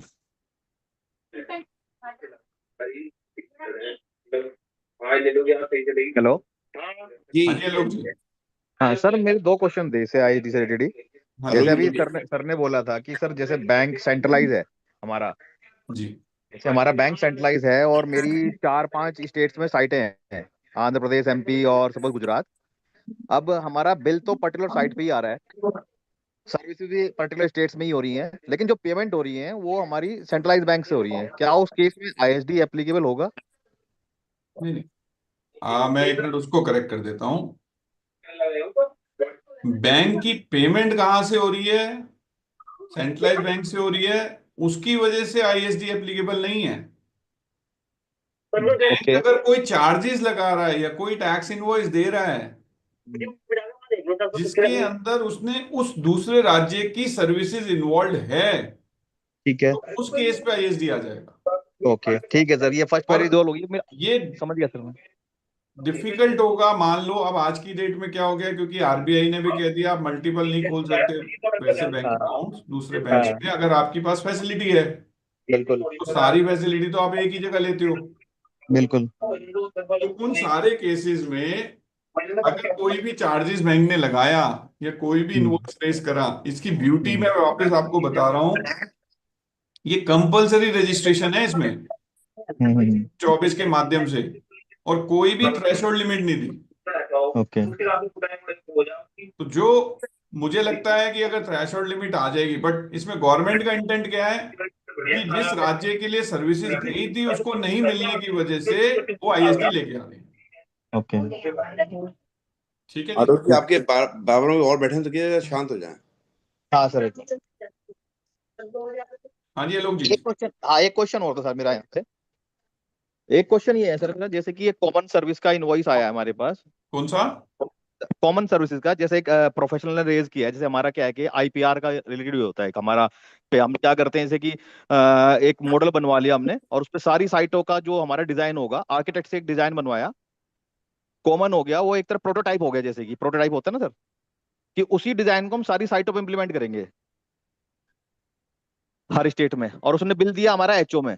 जी तो और जब हम उसको आईएसडी के थ्रू, टर्नओवर के थ्रू डिस्ट्रीब्यूट करेंगे, जी। तो क्या हमें जब जीएसटीआर 6 के थ्रू उसको रूट करेंगे इनपुट को, तो क्या हमें उन पर्टिकुलर स्टेट्स को, पर्टिकुलर साइट्स को क्या इनवॉइस देना पड़ेगा? हाँ हाँ सर, ये तो क्या है, बेसिक जो input service distributor manner mechanism जो दे रखा है ना, जब आप उसकी जीएसटीआर 6 भरोगे तो आपको रिस्पेक्टिव स्टेट्स के इनवॉइस बनाने हैं और रिस्पेक्टिव ओके स्टेट का जीएसटी नंबर डालना है। वो आईएसडी के माध्यम से उसके टूबी पे पहुंच जाएगा। ओके, तो मतलब पर्टिकुलर हर स्टेट को अलग अलग एक इनवॉइस हमें जनरेट करना पड़ेगा दिल्ली बिल्कुल, के। नहीं तो सर पता कैसे चलेगा उसको। तो ओके, और फिर कोई उसकी उसकी सीरीज भी रिपोर्ट होगी, जैसे जीएसटीआर 1 में सीरीज रिपोर्ट होती है, बिल्कुल जीएसटीआर सर। 6 में कोई सीरीज भी रिपोर्ट होगी। हाँ, तो अब हमारे लिए एक पढ़ने का जो विषय मिल गया ना, अब हम सब लोगों को वो मिल गया आईएसडी और आईएसडी की कंप्लायंसेस। बिल्कुल। तो अब तो 1 और 3 में हम चैंपियन हो गए। अब हमें ये जीएसटी 6 और इसके चैलेंजेस समझने हैं। चैलेंजेस मैंने अभी ज्यादा इसलिए नहीं डिस्कस कर रहा, उसका रीजन क्या है कि और कंफ्यूजन बढ़ जाएगी। हाँ, और कहीं यही ना तो कहीं अभी सिस्टम जो बने हुए हैं, हाँ जी। हमारा कानून कुछ और कह रहा है और हमारा सिस्टम कुछ और कह रहा है। तो वो मैं हाँ लास्ट में टच कर दूंगा तब भी, कि जिससे आप लोग जब उसमें प्रैक्टिकली उतरोगे तो वो जी। आपको एक कॉल लेनी पड़ेगी। वो और यही चैलेंज तो आप कैसे हैंडल हाँ करोगे, वो हमें रिस्पेक्टिव पोजीशंस देखनी पड़ेगी। जी जी, और एक चैलेंज सर यहाँ पे हो रहा है यहीं पे, कि जैसे किसी ने मंथ एंड में इनवॉइस रेज किया, वो मेरे 6A में तो आ गया, जी लेकिन हमारे पास वो भी इनवॉइस नहीं पहुंचा, हमने उस पर्टिकुलर मंथ में उसकी एंट्री नहीं करी। फॉर एग्जांपल फरवरी है, किसी ने 28 फरवरी को बिल रेज किया, अपनी रिटर्न फाइल कर दी, उसने 6 से वो इनवॉइस मुझे दिख गया, लेकिन वो बिल अभी हमारे पास नहीं पहुंचा, हमने अपनी बुक्स क्लोज कर दी, मंथली बुक क्लोज होती है, तो वहां पे उसकी एंट्री नहीं डली। अब उस केस में हम क्या क्या, जैसे हमारा अभी क्या है कि GSTR 1 वगैरह में जैसे IMS डैशबोर्ड में तो हम डेफर करने का ऑप्शन होता है कि अभी बिल नहीं आया तो हमने उसको डेफर कर दिया, जब बिल आएगा क्लेम कर लेंगे। अब यहाँ पे बिल नहीं आया, वहां मुझे दिख रहा है, और ये भी बोलता है कि सेम मंथ में उस इनपुट को आपको डिस्ट्रीब्यूट करना है, तो इसको क्या डेफर करना है, कोई प्रोविजन होगा इसमें या कैसे करेंगे उसको? ये सारे भविष्य की गोद के सवाल हैं कि जिसमें अब हमें ये देखना पड़ेगा जब ये सिस्टम इम्प्लीमेंट होगा तो क्या क्या चैलेंजेस लेके आएगा। टर्म्स जैसे IMS में ऑप्शंस हैं हमारे पास, पेंडिंग करने का, रिजेक्ट करने का, क्लेम करने का। उसी तरीके से ISD में अभी ऐसा जो सबसे बड़ा लकूना जो मुझे लगता है तो ये है कि ISD की जो रिवर्स चार्ज की जो इनकी इनवॉइसेस हैं उसके लिए हमें एक नॉर्मल रजिस्ट्रेशन और लेना पड़ता है, क्योंकि ISD पर से अपनी लायबिलिटी नहीं डिस्चार्ज कर पाता। बिल्कुल, RCM में केस में तो सही कह रहे हो आप। RCM में नहीं कर पाता। आप एक बार रेगुलर के थ्रू ही होगा।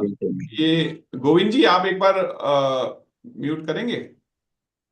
हाँ, तो वो पर से जो है वो खुद नहीं कर पा रहा। तो अभी टेक्निकल चैलेंज क्या हो गए हैं कि कानून एक तरफ चल रहा है, GSTN एक तरफ चल रहा है। अब कानून को भी पढ़ना ऐसा पड़ रहा है कि जो GSTN के हिसाब से चल जाए।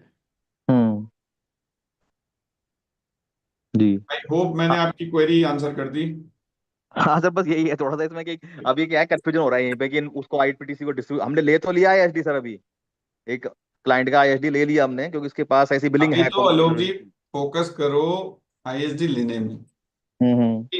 31 मार्च 25 तक आपके पास ऑप्शन है कि आप ISD करो तो ठीक, क्रॉस चार्ज करो तो ठीक, कुछ भी ना करो तो भी ठीक। बट 1 अप्रैल तक आप गियर अप हो जाओ। 1 अप्रैल का मतलब ये हुआ अगर गलतियां भी करेंगे तो शायद उस साल में सुधर जाएंगे, बट ऐसी गलती ना करेंगे रजिस्ट्रेशन ही ना ले। बिल्कुल बिल्कुल। और उसमें भी आप अपनी तरफ से एडवाइजरी दे दो ना कि भाई आपकी समझ और कानून ये कहता है कि लेना है, बाकी कॉल रजिस्टर्ड पर्सन की। ठीक है सर, थैंक यू। ठीक है ना, कल ये नहीं कहेगा कि आलोक जी को नहीं पता था। तो ये वाला पार्ट तो कम से कम हम टेक केयर कर लें। बिल्कुल सर, ठीक है। Thank you.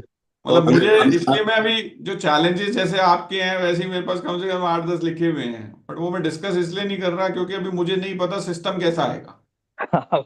वही है सर, क्योंकि इस महीने से हमें करना है ना उसका कंप्लायंस, इसलिए पूछ रहा था मैं। हाँ, आज मेरा जो ऑब्जेक्टिव था, जैसे मेरी सर से भी जो डिस्कशन हुई थी, वो आप लोगों को ये अवेयर करने के लिए था कि टू इंश्योर कि अगर ISD आपके ऊपर एप्लीकेबल है तो रजिस्ट्रेशन तक तो ले लो। उसके बाद जो प्रोसेस है, अब मुझे भी नहीं पता आगे सिस्टम क्या डेवलप होगा, तो सिस्टम जैसा ही आएगा उसके हिसाब से अगर हम आंसर देंगे तो मुझे लगता है कि कंफ्यूजन कम होगी, नहीं तो कई चीजें काल्पनिक हो सकती है। बिल्कुल सर। तो अमित खड़ेलवाल जी कुछ कहना चाहते हैं? अमित जी अनम्यूट करो अपने आप को।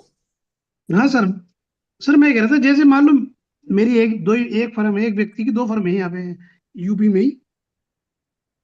हेलो। हाँ जी सर, सुन रहा हूँ। हाँ सर, एक ही पैन नंबर पे 2 ही फर्म है यूपी में मेडिकल की, एक तो नील की है और एक टर्नओवर है, तो उस केस में लेना पड़ेगा ISD? अच्छा, मैं सवाल ऐसे पूछता हूं कि आप कंफर्मेशन ले रहे हो या आपको पता है लेना पड़ेगा? कंफर्मेशन लेना और कंफर्मेशन ले रहे। तो अब हम इसको कानून को पढ़ते हैं। इसमें ये क्या कहता है कि पहले तो 2 GSTN होने चाहिए, वो आपके केस में है। बिल्कुल। फिर वो कहता है टैक्स इनवॉइस आना चाहिए, और टैक्स इनवॉइस में जो आ रही है सर्विसेज वो आपके उस वाले GSTN के रिलेटेड भी है जिसमें आपकी नील टर्नओवर नहीं है सर। अगर उसका आंसर नो है तो मुझे ISD नहीं लेना। अगर उसका आंसर यस है तो मुझे रजिस्ट्रेशन लेना पड़ेगा। ठीक है। Sir, thank you. दूसरा सवाल ये है, वो जो दूसरा GST नंबर जिससे आप कुछ नहीं कर रहे वो क्यों दिया गया? जी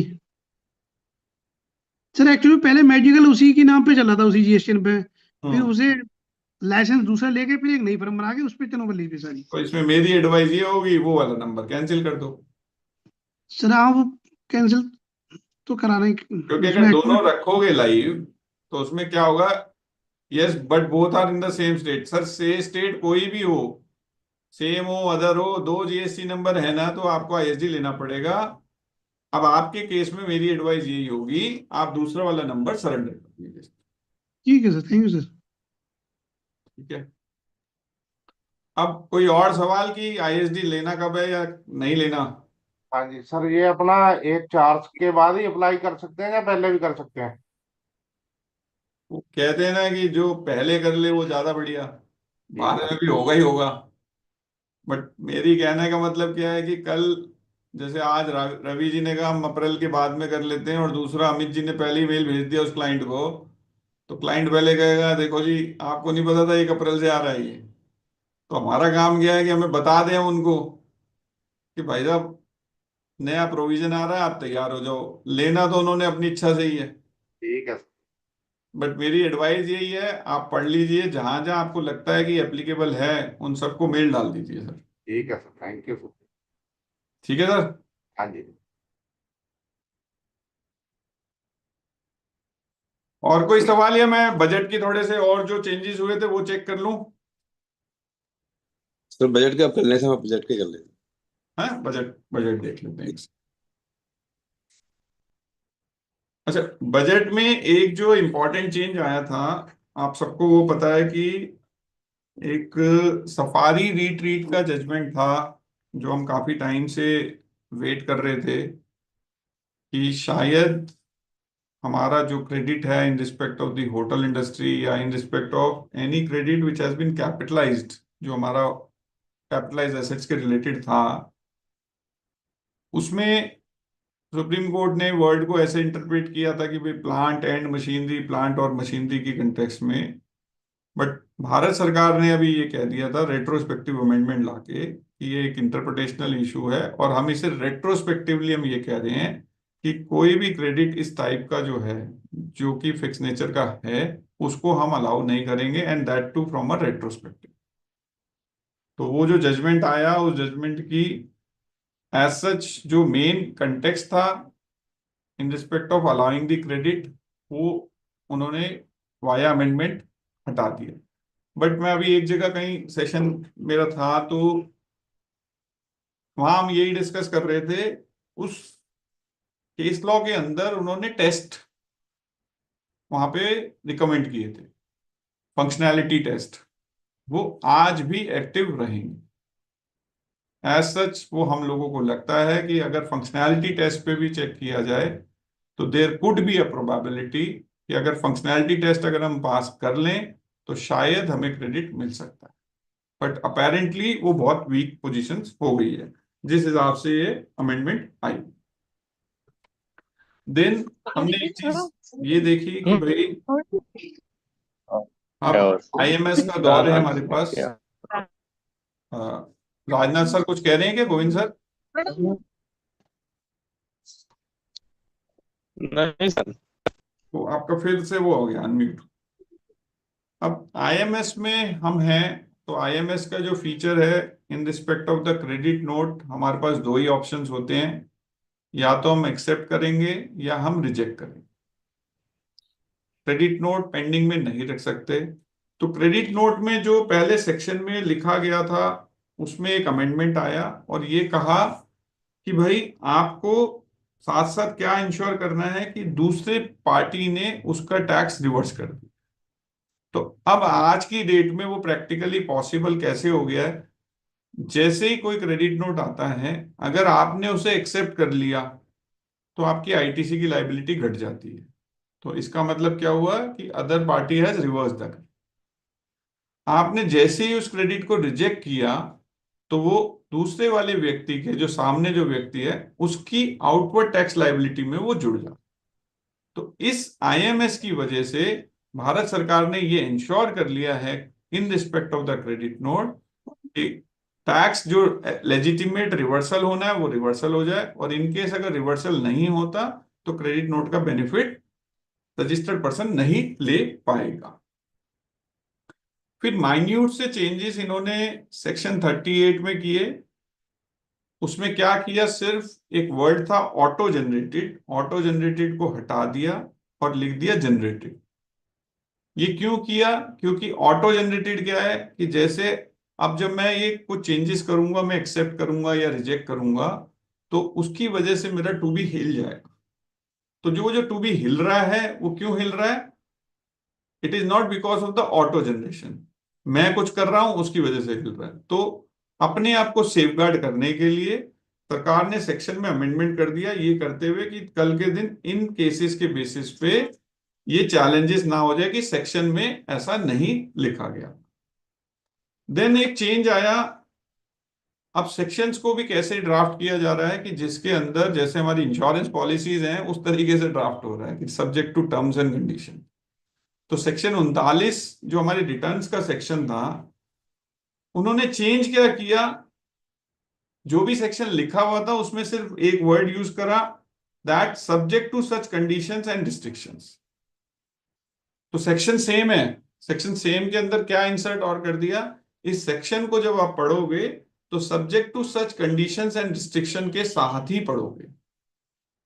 अब कंडीशंस और रिस्ट्रिक्शंस ये कहां दे सकते हैं? रूल्स में दे सकते हैं, सर्कुलर में देखें, कहीं पे भी वो देख सकते हैं। एग्जाम्पल के तौर पे हम समझते हैं कि इसको प्रैक्टिकली कैसे इन्होंने डालने की कोशिश करी। अब मैं अभी आपसे बात कर रहा था section 39, that is in respect of the return. अब subject to condition and restrictions क्या है? आप लोगों को सबको ये पता है कि अगर मैंने प्रीवियस मंथ की 1 नहीं भरी तो मैं नेक्स्ट मंथ की 1 नहीं भर सकता, प्रीवियस मंथ की 3 भी नहीं भरी तो नेक्स्ट मंथ की 3 भी नहीं भर सकता, या प्रीवियस मंथ की 1 नहीं भरी तो नेक्स्ट मंथ की 3 भी नहीं भर सकता। अब ये जो सारी बातें लिखी हुई हैं, रूल्स में लिखी हुई है या किसी और सेक्शंस में लिखी हुई है, तो इन्होंने क्या कहा कि भाई आप ऐसा करें कि इन सारी चीजों को 39 में लिखने की बजाय आप लिख दें subject to such conditions and restrictions. तो वो वहां से सेक्शन का एनलार्जमेंट हो गया है, सेक्शन बढ़ चुका है, और कोई भी कंडीशंस अगर हैं तो वो कहीं ना कहीं उसके ऊपर एक्टिवली इन्वॉल्व हो जाए। देन एक अमेंडमेंट आई आपकी इन respect of the pre deposit. तो पहले ये डिस्कशन हो रहा था कि प्री डिपॉजिट का अमाउंट कम हो गया, 25% से 10% हो गया। तो वो जो 25% जो प्री डिपॉजिट था वो था सेक्शन 129 के कंटेक्स्ट में, जो हमारी ई वे बिल वाली अपीलें होती थी उसमें लिखा गया था भाई 25% है। बट प्रैक्टिकली तो जितने हमने केसेस देखे हैं, जब भी कभी गाड़ी कोई स्टकअप होती है या पकड़ी जाती है तो 100% of the tax, 100% of penalty ले लिया जाता है, और उसके बाद कहा जाता है कि आप अपील में जाके उसको छुड़वा लीजिएगा अगर मेरिट का केस है तो। अब सरकार ने क्या करा कि उस पेनल्टी को रिमूव करा और कहा कि it would be a flat 10% penalty case. तो अब वो सारी केसेस जिसमें अगर सिर्फ पेनल्टी है एक्सक्लूसिवली, उन सारे केसेस को 107 में कवर कर दिया। तो एग्जाम्पल के तौर में अगर किसी ऑर्डर में टैक्स है और पेनल्टी है तो टैक्स पे ही प्री डिपॉजिट जमा होगा, पेनल्टी पे नहीं होगा। बट किसी ऑर्डर पे जो नॉर्मल हमारा ऑर्डर है, अगर वो सिर्फ पेनल्टी का ऑर्डर है, तो अभी तक हम लोग क्या करते थे, जब हम अपील फाइल करते थे तो हमें कोई भी प्री डिपॉजिट जमा नहीं कराना पड़ता।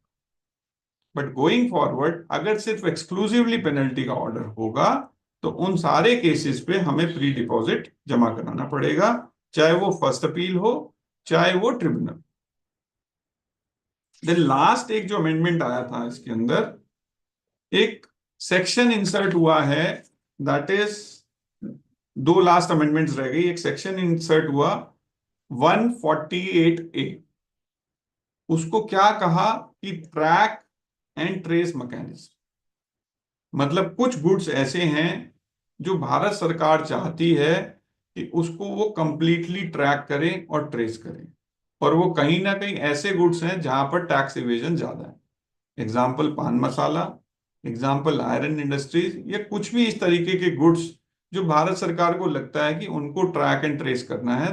तो उसके कंटेक्स्ट में भारत सरकार ने एक नया सेक्शन इंट्रोड्यूस कर दिया जिसके गुड्स को बताएगा कि कौन से वो स्पेसिफाइड गुड्स होंगे और उसमें वो क्या क्या चीजें करना चाह रहे हैं। वो कह रहे हैं हम उस गुड्स को, हर गुड्स को एक यूनिक आइडेंटिफिकेशन मार्किंग देंगे, और वो यूनिक आइडेंटिफिकेशन मार्किंग डिपेंड करेगी नेचर ऑफ द गुड्स की, क्लासिफिकेशन की और बाकी चीजों को देखते हुए वो एक UIM उन्होंने इंसर्ट कर दिया। वो क्या इंफॉर्मेशन वो ले सकता है जो UIM बनेगा, कि कौन सी मशीनरी इंस्टॉल हुई, कहां से वो बना, क्या उसके अंदर कहां से कितना ड्यूरेशन लगा। जैसे वो एक्साइज में जब रिकॉर्ड्स बनते थे, मैन्युफैक्चरिंग की डिटेल जो आती थी, तो समवट कहीं ना कहीं वो इंप्लीमेंट हो जाएगी। उसी के कंटेक्स्ट में उन्होंने पेनल्टी के प्रोविजंस डाल दिए, क्योंकि ये हाईली सेंसिटिव गुड्स होंगे। तो उन्होंने पेनल्टी क्या बोला कि 122A एक पेनल्टी का मैकेनिज्म डाल दिया, जहां पर मिनिमम पेनल्टी उन्होंने कहा 1 लाख और 10% of the tax payable on such good, जो भी उन दोनों में से ज्यादा होगा। इसमें भी मुझे लगता है कि जो professional opportunity would be there in the future, इस सेक्शंस को, इसके प्रोविजंस को थोड़ा ठंडे दिमाग से समझ लें कि एक तो हमें इंप्लीमेंट कराना पड़ेगा प्रोसीजरल पार्ट, कि जो ट्रैक एंड ट्रेस आएगा तो UIM कैसे बनाना है वो हमें समझना पड़ेगा। वहां पे हमारे पास कंप्लायंस का एक ऑप्शन खुल सकता है। दूसरा, इसके प्रोसीजरल पार्ट पे भी हम लोग अपना इनपुट दे पाएंगे। लास्ट अमेंडमेंट क्या आई कि शेड्यूल 3 में उन्होंने एक अमेंडमेंट करा। शेड्यूल 3 वैसे क्या बात करता है, वो कहता है कि भाई कोई भी गुड्स की सप्लाई, गुड्स और services which shall neither be treated as supply of services nor supply of goods, तो शेड्यूल 3 के ऊपर GST नहीं लगता। तो उन्होंने क्या कहा कि कोई भी सप्लाई ऑफ गुड जो SEZ या फ्री ट्रेड के अंदर आपस में हो रही है, बट बिफोर द क्लियरेंस हो रही है एक्सपोर्ट के लिए, तो उन सारी सर्विसेज या गुड्स की मूवमेंट के ऊपर हम GST नहीं लगाएंगे। मैं भी SEZ में, आप भी SEZ में, अगर हम दोनों एक दूसरे से मूवमेंट कर रहे हैं तो उन केसेस पे GST नहीं लगेगा, और वो जो सप्लाई है वो शेड्यूल 3 की सप्लाई मानी जाए। अब इसमें एक एम्बिग्यूटी क्या हो गई कि चलो ठीक है, और ये आया रेट्रोस्पेक्टिव। अब भारत सरकार ने ये और कह दिया है कि अगर किसी ने इस पे टैक्स लगाया था अर्लियर, तो वो टैक्स का रिफंड नहीं मिलेगा, जो बड़ा सरप्राइजिंग है। और अभी रिसेंट जितने भी अमेंडमेंट्स या चेंजेस आते हैं, उसमें एक लाइन ये जरूर लिख देते हैं, कहते हैं no refund shall be made available और all such tax which has been collected but which would not have been collected. मतलब हो चुका बट नहीं करना था। तो ये कहीं ना कहीं ऐसा है कि जो कि कॉन्स्टिट्यूशन को भी चैलेंज कर रहा है। भाई कॉन्स्टिट्यूशन ने लेवी की एक पावर दी थी, और अगर वो पावर आपने सेक्शन से हटा दी, तो दैट मीन्स वो, मुझे ऐसा लगता है कि वो भविष्य में अगर ऐसे केसेस आए, we should apply for the refund, और अगर रिजेक्शन आता है तो हमें कोर्ट में जाना चाहिए। तो विद दिस जो बजट की अमेंडमेंट्स थी वो भी कंप्लीट हो गई है। किसी का सवाल है तो I would be happy to answer. Sanjay Bhatnagar साहब। मोहित सर, मेरे 2-3 क्वेश्चंस हैं सर। एक तो सर ये है कि कोई भी चीज पे, जैसे सफारी रिट्रीव का जैसे आपने कहा, उसमें उनके एडवोकेट ने इतनी बड़ी लड़ाई लड़ी, सुप्रीम कोर्ट से फेवर में ऑर्डर आया। आज की डेट में रेट्रोस्पेक्टिव इफेक्ट से उन्होंने सब चीज कवर कर दी। सर यदि गवर्नमेंट के पास ये टूल है कि हर चीज को रेट्रोस्पेक्टिव इफेक्ट से कर देंगे सर, जबकि मेरा तो ये है मानना कि सर जुडिशरी तो कर सकते हैं, इन्हें तो प्रोग्रेसिव भी होना चाहिए, फॉरवर्ड भी होता है। आपका क्या व्यू है इस पे सर? सर इसमें अगर आपको याद होगा, अगर पीछे जाएंगे, कि इस गवर्नमेंट का यही कहना था कि हम रेट्रोस्पेक्टिव अमेंडमेंट लाएंगे ही नहीं लाएंगे, बिल्कुल। आई थिंक 48 या 30 उसमें की थी। हाँ, मतलब ये जैसे वो चिदम्बरम साहब के केस के बाद तो फिर ये डिसाइड ही हो गया था कि भाई अब कुछ नहीं लाएंगे, चाहे वोडाफोन का जो केस हुआ भी था। पर मुझे लगता है कि मैं एक तो सक्षम नहीं हूँ इस पे कोई कमेंट करने के लिए, और दूसरा ये प्लेटफॉर्म भी नहीं है कि जहां पे मैं अपने विचार व्यक्त कर पाऊँ। मुझे अब ये वाली उसके लिए मैं मतलब क्षमा चाहूंगा कि मैं इस पे कोई कमेंट नहीं करूंगा। एक सेकंड वन था जो क्रेडिट नोट वाले पे ये जो लाए हैं ना, वो कंडीशंस में ये भी तो हो सकता है, जैसे सपोज दैट यदि मैंने कोई गुड्स रिटर्न किया, मैंने सप्लाई किया और मेरे परचेजर ने, रिसिपेंट ने उस गुड्स को रिटर्न कर दिया, जी सर, क्रेडिट नोट इशू कर दिया। एक सेकंड सर, आई थिंक किसी का अनम्यूट हुआ है। PM चोपड़ा साहब का हुआ है जोधपुर का जी। अच्छा सर, अब आप धीरे धीरे से बताइएगा ताकि मैं अंडरस्टैंड कर लूँ कोई मोहित नहीं। जी, मैं हाँ जी सप्लायर हूँ, मैंने एक गुड्स सप्लाई किया, रेसिपेंट ने कुछ गुड्स मुझे वापस कर दिए, जी इसमें मैंने उसको क्रेडिट नोट इशू कर दिया। जी जो करंट अब जो चेंजेस आ रहा है उसके हिसाब से उसको एक्सेप्ट करना है, तभी मेरा रिड्यूस होगा। जी सपोज दैट सर वो रिजेक्ट कर देता है, फिर क्या कॉन्सिक्वेंसेस होंगे? सर, ये तो बड़ा अच्छा काम हो ही रहा है अभी कि क्या होगा कि जैसे ही उसने आपका रिजेक्ट कर दिया, तो क्योंकि आपने इस महीने अपनी आउटवर्ड टैक्स लायबिलिटी घटा ली थी, जी नेक्स्ट मंथ बढ़ा लीजिएगा। नहीं तो सर मेरा तो वास्तव में तो गुड्स रिटर्न हो गया ना, तो मेरे पास पहले तो ये एक्ट के अंदर था कि जो भी चीज करनी सप्लायर को ही करनी थी। नहीं नहीं नहीं नहीं सर, अभी अगर आप देखेंगे ना, अब चीज अच्छी क्या हो गई है, ये चीज कानून में पहले भी लिखी हुई थी। जी बिल्कुल। पहले मैकेनिज्म नहीं था, तो मैकेनिज्म नहीं था तो ये चीज हमें 3 साल बाद पता चलती थी, भाई उसने रिवर्सल नहीं करा। अब क्या है, जो हो रहा है इंस्टेंट हो रहा है। दूसरा एक और अच्छी चीज क्या हो रही है इसमें सर, इसमें भी तो ये चेंज लाए थे ना सेक्शन के थ्रू कि जब आप उससे से अपने रेसिपेंट से सर्टिफिकेट ले लीजिए तो वही आ रहा हूं मैं, उसी उसी उसी को कवर अप कर रहा था। क्योंकि सरकार के पास एक ऐसा मैकेनिज्म नहीं था, क्योंकि आप हमेशा ये कह सकते हो, आप मुझे जो कह रहे हो वो तो पॉसिबल है नहीं। तो जो एक्ट ऑफ इम्पॉसिबिलिटी की जब हम चर्चा कर लेते थे, तो उसको सबको ध्यान में रखते हुए सरकार ने आपको आउटसाइड दी बॉक्स सारे ये सर्टिफिकेट के मैकेनिज्म दे दिए। बट अब जब ये IMS आ गया है, अगर आप ठंडे दिमाग से सोचेंगे सर इसको, भाई सरकार आपसे कोई अनजस्ट नहीं कह, सरकार कह रही है आप घटाओ और दूसरे का घटवा दो। इसीलिए एक्सेप्ट और रिजेक्ट दिया है, क्योंकि सरकार ने ओवरड्राफ्ट फैसिलिटी बंद कर दी है। सर वो तो सही जैसे है। पहले पहले 2A से, देखिए आप ऐसे समझे, पहले 5%, 10% सारी कहानियां चली, फिर 2 आया, फिर 2B आया, तो उन्हें ये समझ में आ गया करंट अकाउंट में ही फायदा है। तो वो कह रहे हैं आप करा दो, हमसे ले लो, हमें कोई तकलीफ ही नहीं है। तो ये मुझे लगता है इट्स अ गुड थिंग जो हो रही है अभी, मतलब क्रेडिट नोट में, क्योंकि नहीं तो 3 साल बाद पता ही नहीं चलता था। कम से कम इंटरेस्ट और पेनल्टी से तो बचोगे।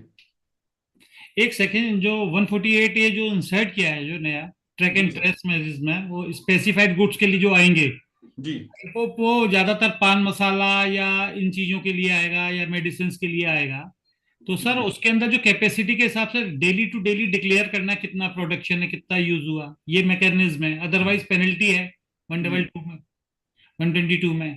जी सर। आपको नहीं लगता कि एक फिर से स्पेक्टर आ जा रहा है जो कस्टमर एक्साइज का था? सर इसमें देखो 2 चीजें हैं, मतलब 2 एंगल पे अपने को क्या समझना है कि भाई, एक तो ये उन गुड्स को ट्रैक करने की कोशिश कर रहे हैं जहां पर मैसिव इवेजन हो चुका है। जी, मतलब मैं आपकी भावनाएं भी समझ रहा हूँ, वो भी इसी फील्ड में हुआ है, टोबैको की फील्ड में हुआ है। हाँ। तो वो क्या है कि भाई अंत में हो क्या रहा है कि भाई कानून बनता ही उनके लिए है जो इम्प्लीमेंट सब पे हो जाता है। जी। तो उस सारे कंटेक्स्ट को अगर आप ध्यान रखेंगे और थोड़ा सा इसको हिस्ट्री में भी चले जाएंगे इसकी कि भैया ये क्यों लाया है इसे, तो वो हम आप दोनों को, हमें सबको ये पता है कि भैया कहाँ का टैक्स इवेजन मैक्सिमम हुआ है। सर पहले भी तो लाया था ना कि प्रोडक्शन कैपेसिटी मैकेनिज्म के तो लिए पहले भी लाए वो थे, होता है ना कि रिफाइन करते जा रहे हैं। समझो ना कि जैसे अब तो क्या हो गया है, मैं अभी इसमें भी चर्चा काफी डिटेल में हो रही थी। अब आप सोचो सर कि आपकी इंफॉर्मेशन सबसे ज्यादा उन्हीं के पास है। मतलब अब तो आपकी ITR में भी वो इलेक्ट्रिसिटी का डेटा ले लेते हैं कहीं ना कहीं, जहाँ पे हाई स्टेक्स होती है। तो ओवरऑल अगर ये प्रॉपर तरीके से इंप्लीमेंट हो जाता है तो मुझे लगता है कि पोजीशंस ठीक आएगी। सेकेंडली, जो इसकी इम्प्लीमेंटेशन हो जब ये फ्यूचर में आता है, तो इसमें कोई थ्रेशोल्ड है।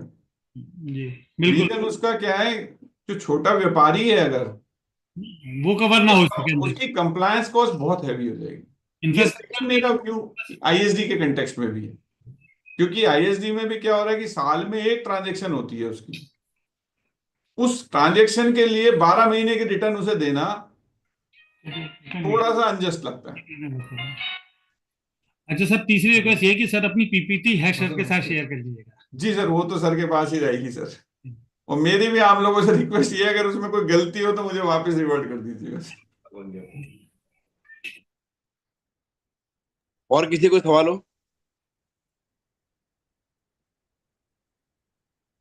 कोई सवाल नहीं किसी की भी डेलीगेट का? देवेंद्र वाधवा जी, देवेंद्र वाधवा जी अपने आप को अनम्यूट कर लीजिए। देवेंद्र वाधवा जी मेरी आवाज सुन रहे हैं? देवेंद्र वाधवा जी जी सब अनम्यूट कर लीजिए अपना आप, जी सर। और अपना वीडियो ऑन कर लीजिए, क्योंकि हाँ बाहर सर, सफर में है अभी, 1 मिनट सर करता हूँ। ऑफिस में आ गए अपने? नहीं अभी आप? आ गया सर, पहुंच गया मैं।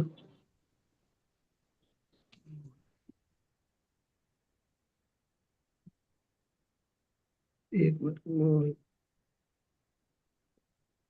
आपकी वीडियो ऑन नहीं हो रही।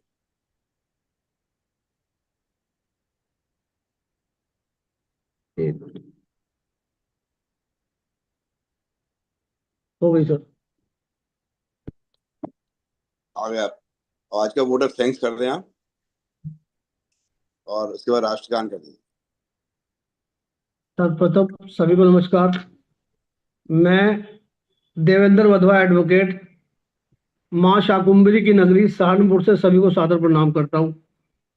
मैं अपनी ओर से, उपकाश की पूरी टीम की ओर से, होशंगाबाद हरदा जिला tax bar association Madhya Pradesh, tax bar association Chhatarpur Madhya Pradesh तथा tax advocates association registered Saharanpur की ओर से आज की वेबिनार के सरस्वती पुत्र आदरणीय सीए मोहित जी सर, आज आपने अपनी मधुर वाणी से हम सबका ज्ञानवर्धन किया। आप सबका बहुत बहुत आपका सर बहुत बहुत सभी की ओर से बहुत बहुत धन्यवाद। मैं वेबिनार के पहले सरस्वती पुत्र श्री अंकित जी का भी सभी की तरफ से बहुत बहुत धन्यवाद देता हूं, और वेबिनार में उपस्थित सभी साथियों का भी बहुत बहुत धन्यवाद कि आपने आज इस वेबिनार को अटेंड किया। और मैं अब सबसे निवेदन करूंगा कि कृपया अपने स्थान पर खड़े हो जाएं और राष्ट्रगान करेंगे।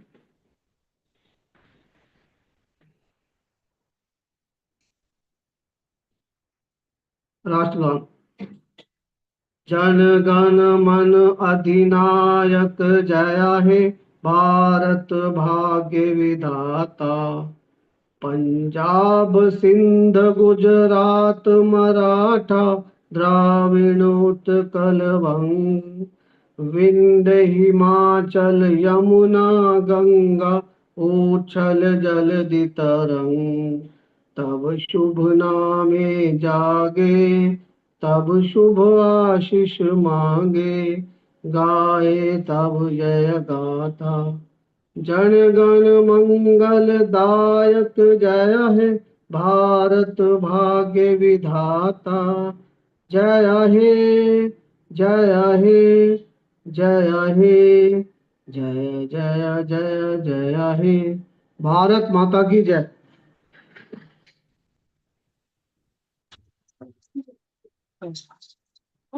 Thank you very much everyone.